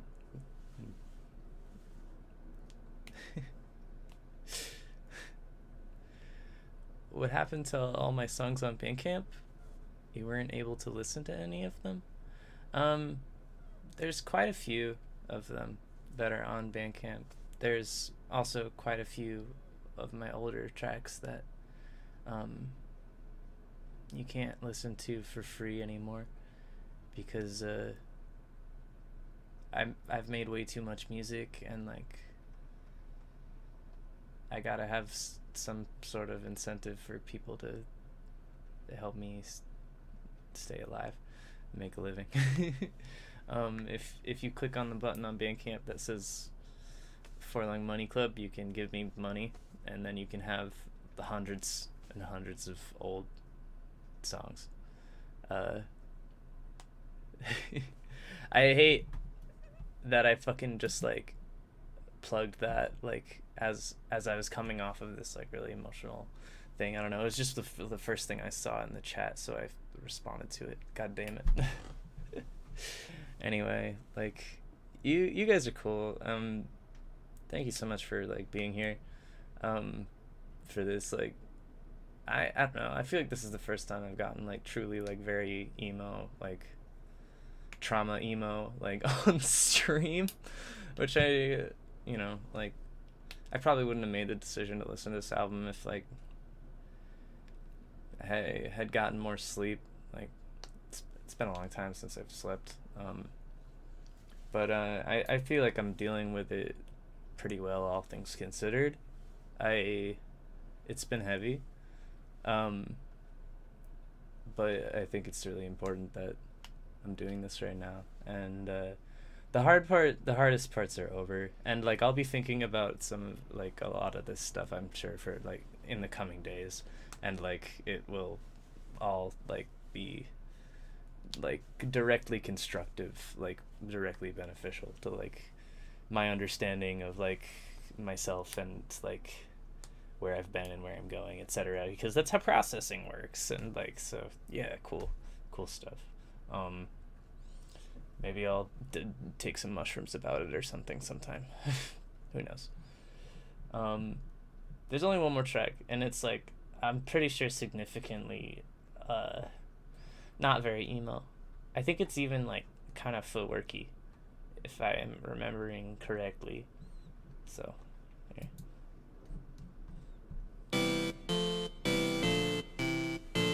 Yeah, I think this one's actually just kind of a banger.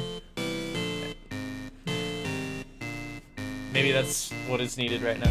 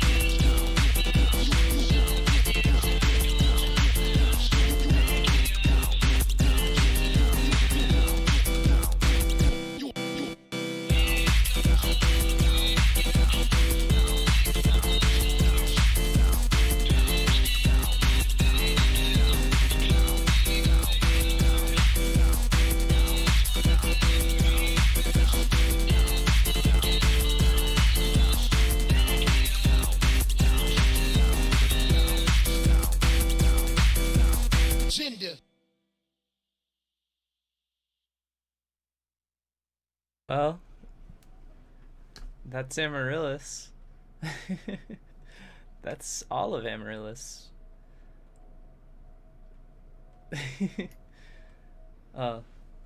Except for maybe like White Whistle on the summer mixtape. She might have a couple singles here and there. The Lord remix. It's just, I got a copyright strike for on SoundCloud. But in general, that's Amaryllis.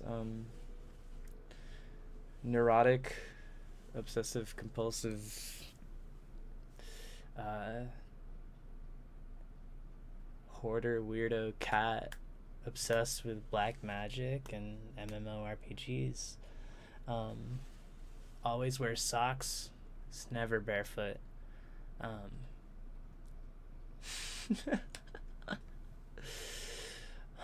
World's biggest bitch.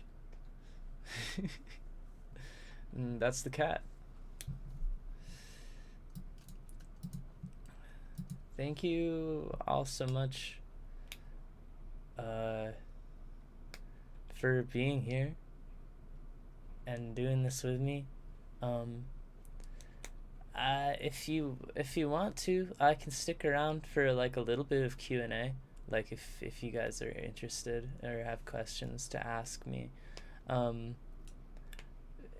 If you can ask whatever you want. I might not answer it, depending on the nature of the question, but like I like to interact with you guys. You're cool. I'm gonna pee for about the 48th time. I think I'm probably going to break a record for most times peeing on the stream, or at least my own personal record. Yeah, I'll be RB.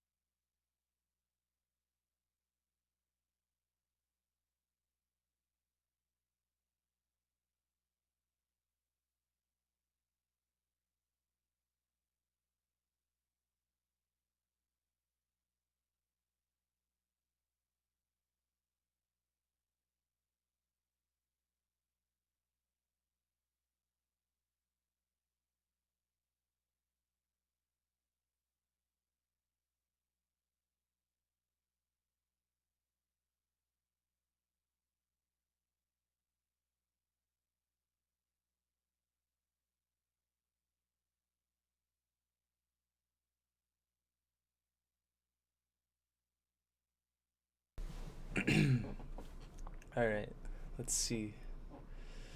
What do we got?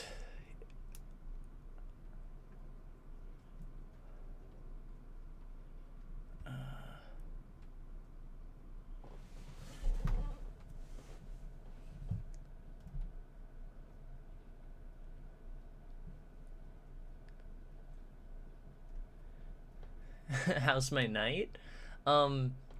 All things considered, pretty good. I had a lot of fun listening to older Amaryllis stuff for the first time in a while. I got to do some, I think, really constructive processing, listening to Cat's Cradle with you all. Thanks for watching me get very close to crying on stream a couple times. Maybe next time I'll cry for real. Stay tuned and find out. Do I still have the Navy SEALs copy pasta candy? No, I never actually owned the Navy SEAL, the Navy SEAL copy pasta candy. My friend Seiko who lives in Texas, owns that candy, and she was simply up visiting one of our mutual friends, and I got to hold it for a second.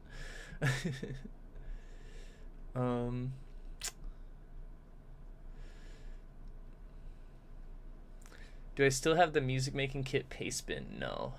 I'm very sorry, but I don't anymore. I've been thinking about like reassembling something like that for years, but like Image Line, the creators of FL Studio, are like already kind of like on. They've been on my case a little bit before. Like they've sent me an email or two being like, "Hey, stop distributing like, you know, hundreds of copies of FL Studio to like queer kids all over the world for free." And they made me buy an FL Studio license so that they wouldn't sue me. So I just really I don't think I can make the paste bin anymore. An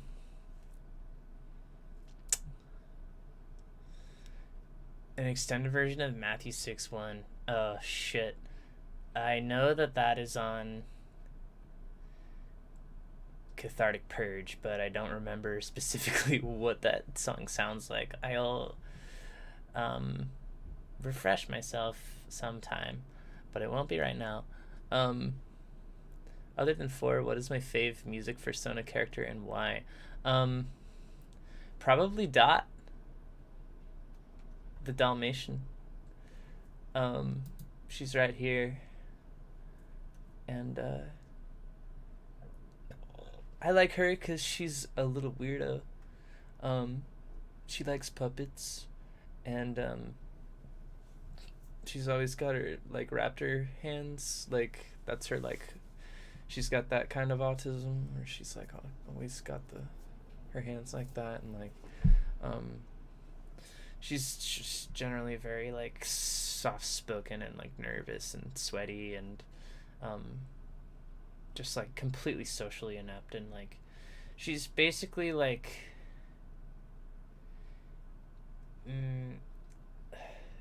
if I was like more of an art hoe and like lower functioning as an autist, I'd be Dot. She's really cool and I like her.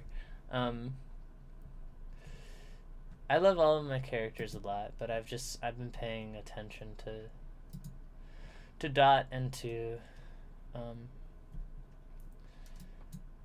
Hushy or 4 lately. I still am having a hard time understanding if I want to keep calling her 4 or call her Hushy. I don't think it really matters. Let's see. Tips for analog music creation? Do you mean like DAWless? Like without like a computer? Like just hardware? My biggest tip, I guess, is to get one of these. Get a quadra through. It's a little box that lets you take one MIDI signal and turn it into 4 MIDI signals, and it's a lot easier to sync up all your machines so that they're operating at the same speed and on the same clock. If you're using one of those as opposed to daisy chaining all of them in and out of each other, that really changed the game for me personally, with DAWless stuff. My other tips would be don't spend too much money. You don't need to. I wouldn't have half of this shit. I wouldn't have 3/4 of this shit if it wasn't for COVID-19. Like this is like all the hardware that I own is like the majority of the hardware I own is bought with government blood money. Let's You don't have to hide your tears. I appreciate that. I think that if I really was feeling it, I would have maybe cried if I don't know, the situation allowed. I wasn't like holding it back. It was just like it was on the verge of coming out, but it simply didn't. The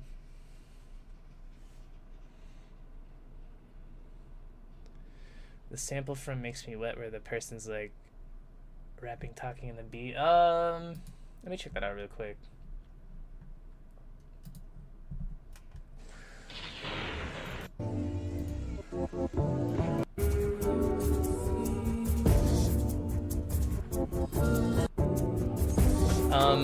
The dialogue sample in this part is from the documentary Magic Trip, which is a documentary about Ken Kesey, the guy that wrote One Who Flew Over the Cuckoo's Nest, and just about him and a bunch of other like insane white people in the 60s taking a cross-country road trip and taking lots of acid.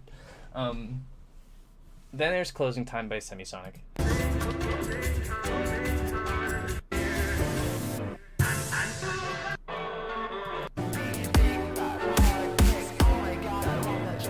That vocal sample is from Searle's song Bass Slut.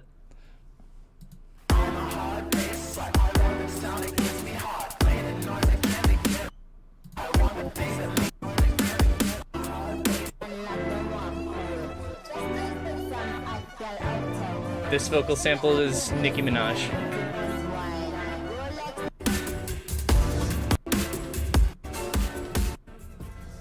Yeah, if you're gonna ask me like what a sample is in a song, like I will ask that you be like as hella specific as possible. Like give me timestamps.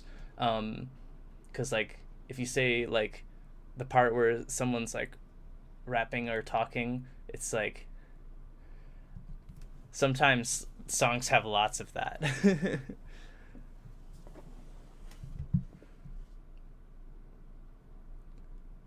Why are some of the Forlong albums in the Money Club credited to Rawrdcore and others still the original credits? Because Bandcamp does this thing where like when you change your artist name, it changes a bunch of like whatever album you put out and don't put the name of an artist into the like little box, it'll default to whatever your like artist page name is, which is Rawrdcore. So any album that I haven't manually typed Forlong into, it will show up as Rawrdcore. I'll fix that eventually. For now, I don't really care. Because like Rawrdcore and Forlong is the same. It's the same, really. Like same character, like same general musical idea. I could retcon every Forlong album to say Rawrdcore and I would be perfectly satisfied. But I don't know. I won't. I might just be lazy about it forever. What's my fave tattoo and why? Well, my fave tattoo is this one of a little clock.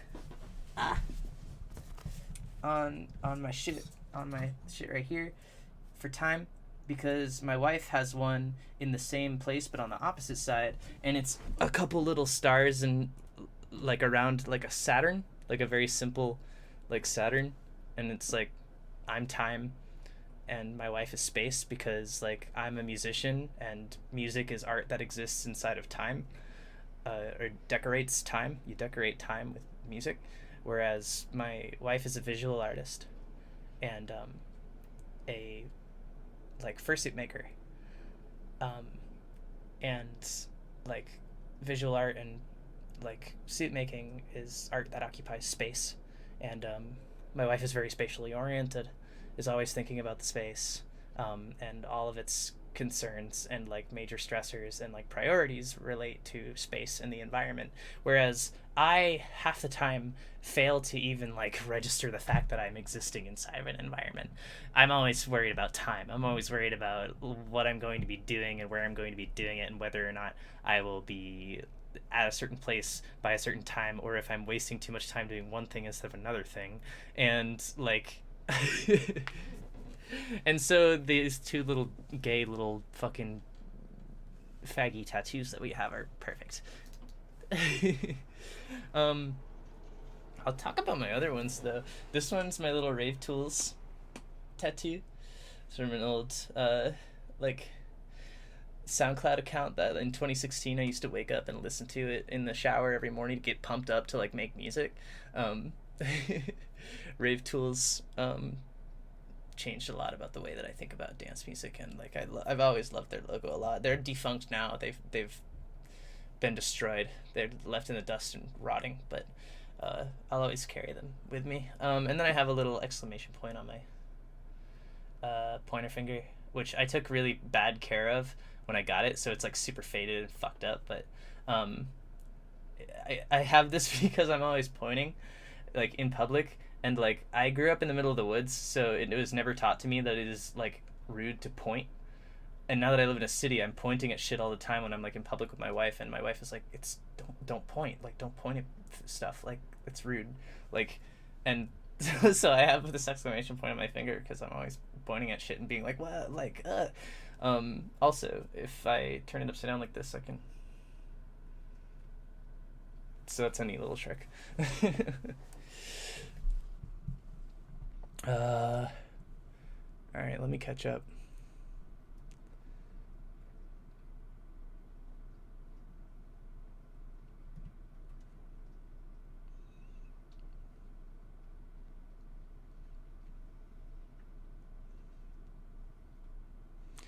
What are some of my fave albums to listen to in 2020? Oh, goddamn. I don't think I really listened to albums in 2020, believe it or not. Like, oh, well, I guess like Panic at the Disco, A Fever You Can't Sweat Out is an album I listened to a bunch of times in 2020. I had never heard it before 2020. My wife, the first time I heard it, my wife lip synced the entire album to me, like while making like eye contact with me and like dancing around and shit and like being very melodramatic, and like it like blew my mind. Like this is before like I associated with myself with like scene stuff or like emo stuff at all. I had no concept of it because I like when I was growing up, we didn't have like scene or emo kids at my school really. There were like maybe like 2 or 3 of them, and they were very like off to the side like all the time. And because like I'm from the middle of the woods. I'm from Farmingdale, Maine. Like we like my graduating class had like 90 kids in it. Like, but yeah, I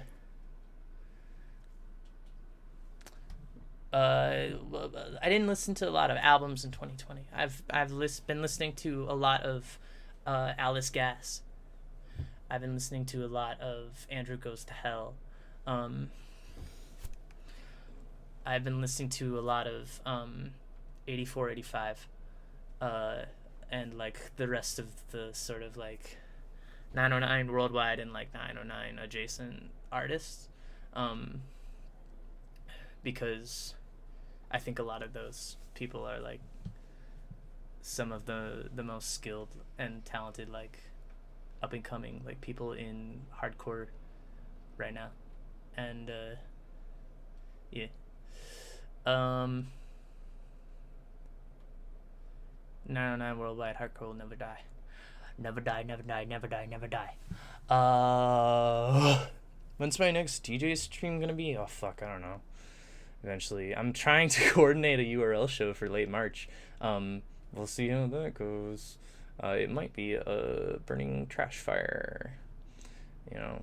I was like, I've been like, a lot of people have been coming forward lately and like apologizing to me for like lots like misconceptions they've had about me and like my story and like things that I've done, and like have been like coming forward and being like, hey, like I spread a lot of like really mean or like untrue like stuff about you in the past, and like I just wanted to let you know that like I understand that was wrong now, and that like, you know, like I'm really sorry. And like, and that's been mind-blowing because I never thought that, you know, like I would receive that sort of treatment from a lot of people from my past. Like I figured I would just never speak to them again, and like that, and I had accepted that long ago. But like, I don't know. Some of them are, you know, involved with like newer, like, I don't know, like groups of artists that are like making moves and like putting on shows and like doing stuff, and like a few of them are trying to get me on board with that stuff, but they like have to go through a lot of like all these processes of like, you know, introducing the idea to like a group of people and then like proving to them one by one that like all this stuff that they've heard about me like is bullshit, like, and like that's really laborious. And like, while I really appreciate that they're doing that for me, it's like it's a pretty slow process. And like,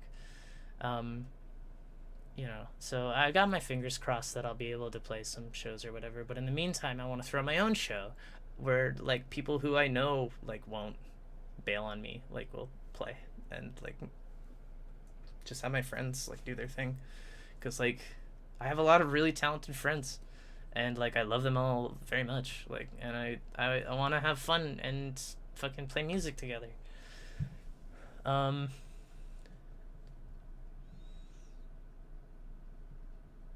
But yeah, I don't know when my next individual DJ stream is gonna be. Can I link my wife's stuff? My wife does not have like fursuit, like progress, like pics or like a portfolio or whatever. Like, it's pretty like it's only doing it for itself at the moment, and like so it's like it's not gonna reveal anything until like the project it's working on is like closer to completion probably. But if you want to like be aware of my wife, it's Puppy Breath on Twitter. It's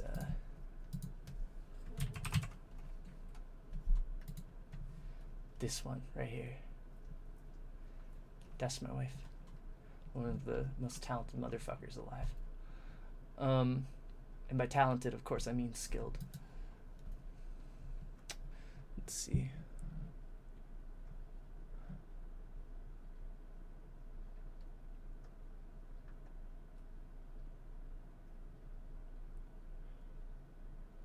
I'm glad to hear that you stim to my music. That's what it's for. That's why I make it. I want you to stim to it. That's awesome.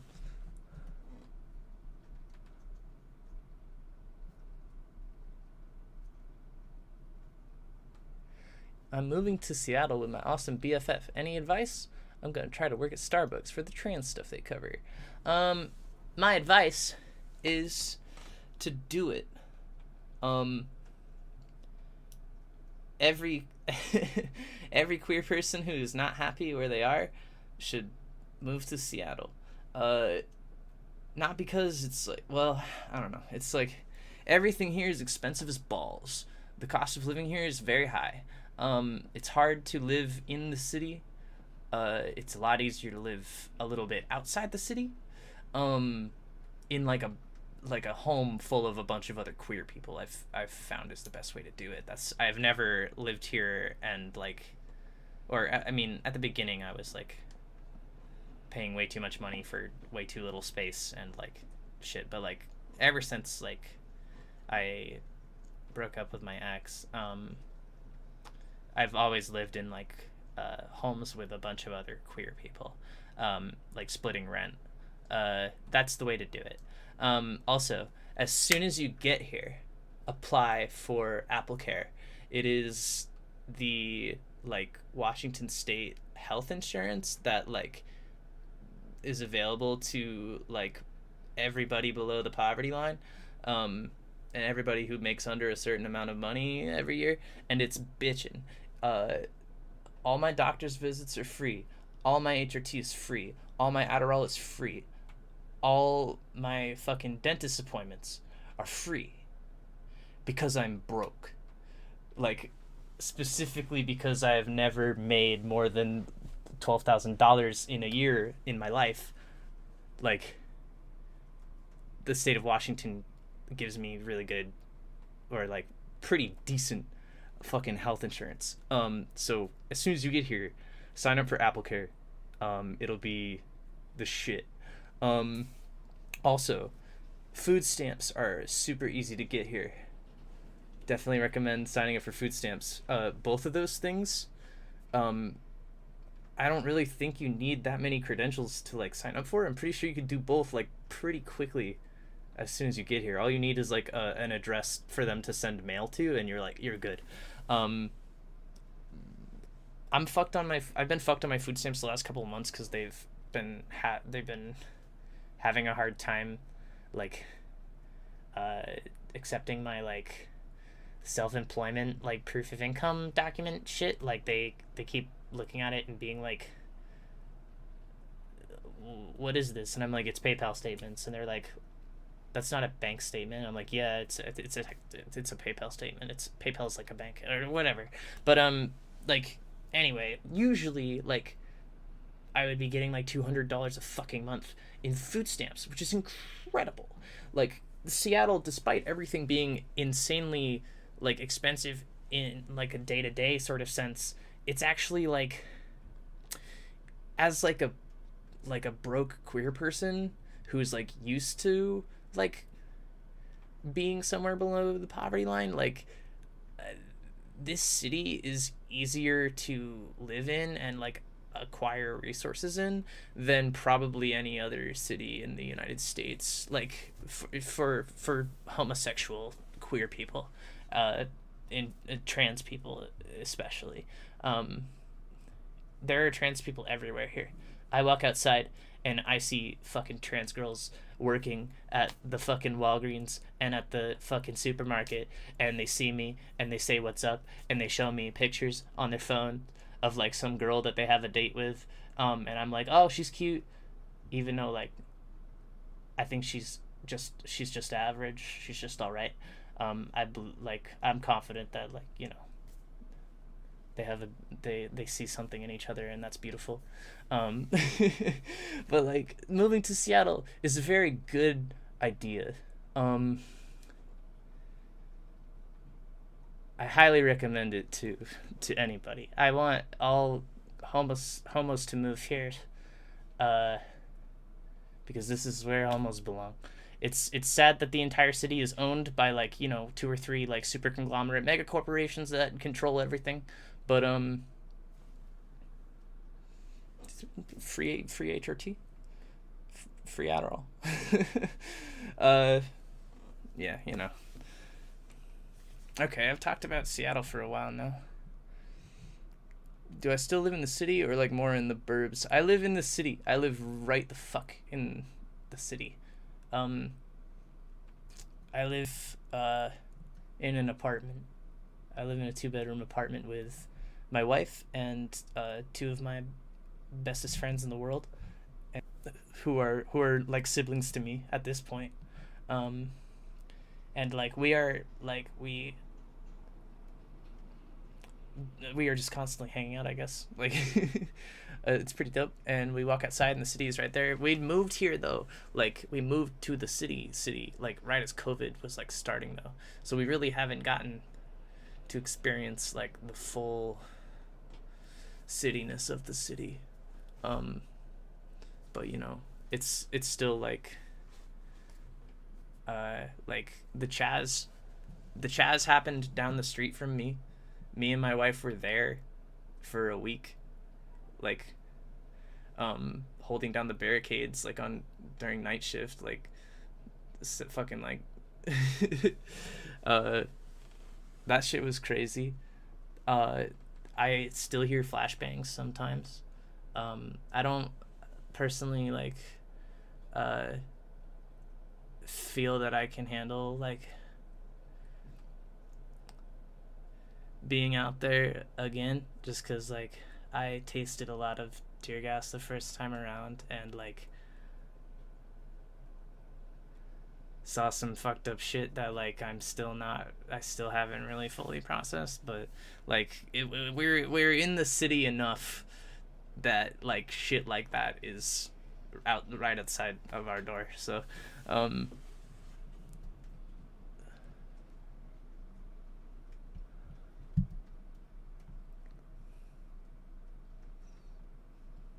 Let's see.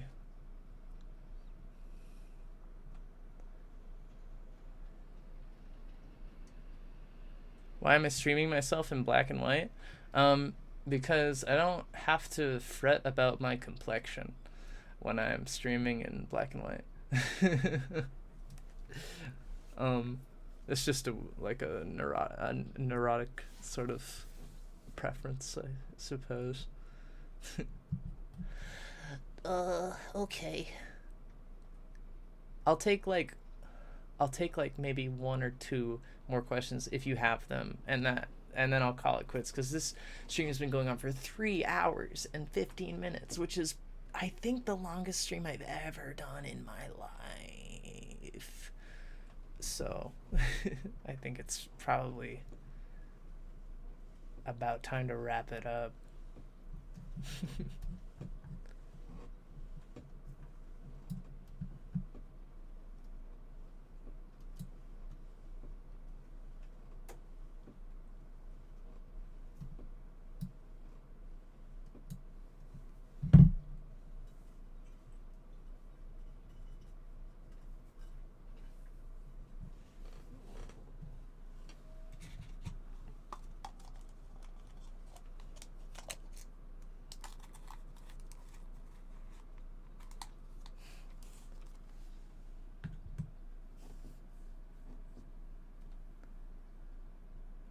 I'll wait a little bit for the chat to catch up.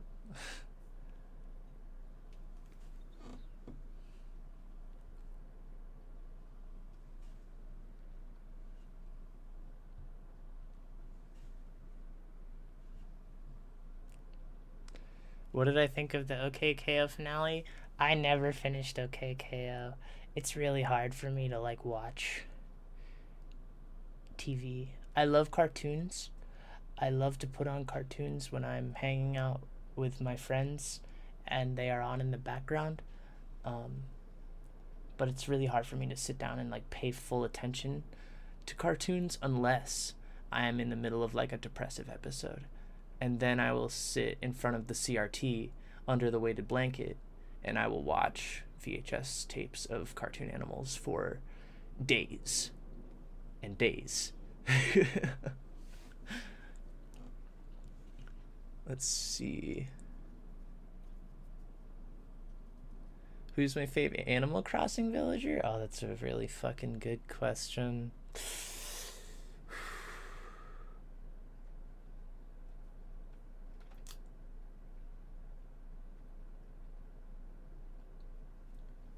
Maybe like Lucky. I like that he's damaged.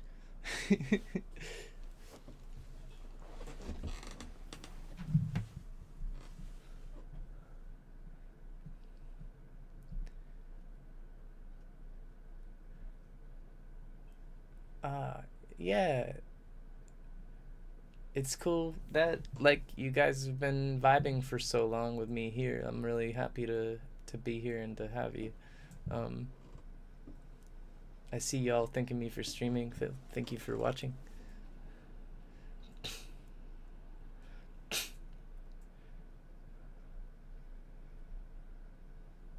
Any inspirations from other musical artists of the hard genres? That's a big question. I'm not so sure. The hard genres, there's a lot of it.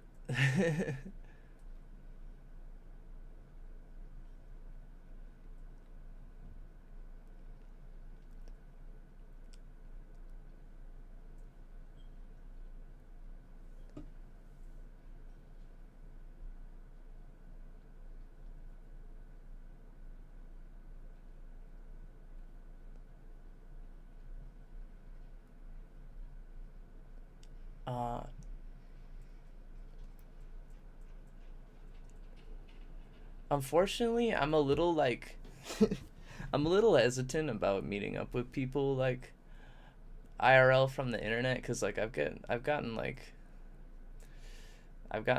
burned kind of bad from that a couple times.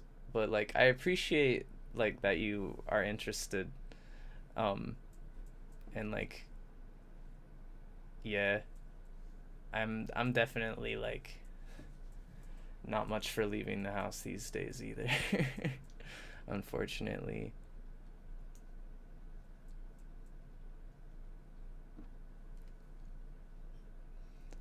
Thank you, Zetsu. I'm also glad that I'm doing pretty okay. I'm like doing actually truly kind of better than ever, like in certain ways. Like I've done so much like important like growth and shit over the past few years that I like would have never had been forced to do if I didn't experience like all of the pain that I did. And like I truly do believe that I'm better off. Like if none of that stuff ever happened to me, I would have never met, or well, I would have never started hanging out with my wife. Like I would have never made a lot of the friends that I have now, and like I have the best friends in the entire world. Like so yeah, it's I love you. Thank you. I love all you.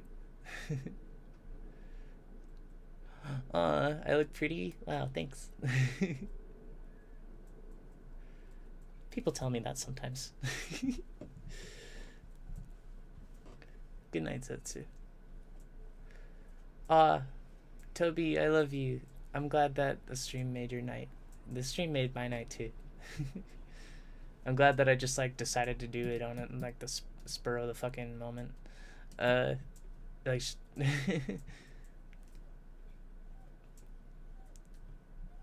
yeah, I think that yeah, I'm probably gonna peace out. Thank you all so much. Again, like if you like I said, like I got a few mouths to feed these days, and like if you want to throw money at me, there's lots of different ways to do it. But like if you've already bought shit from me and like just want to send shit to me directly, like paypal.me/forlong, like I always appreciate it. Like I want to do another retrospective real soon. I don't know what direction like I want to like which alias I want to tackle next. Like I know that like Yo-Yo Bingo is gonna be a long one, and obviously like Forlong/Rawrdcore is gonna be a long one.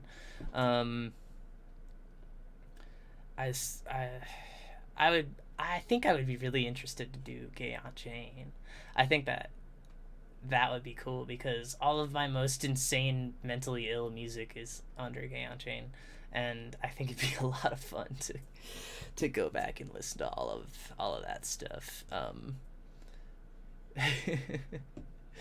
And like yeah, so I think maybe we might do Gay on Chain next. Yeah, good night, y'all. Peace. I love you so fucking much. Peace, love, unity, respect. 909 worldwide.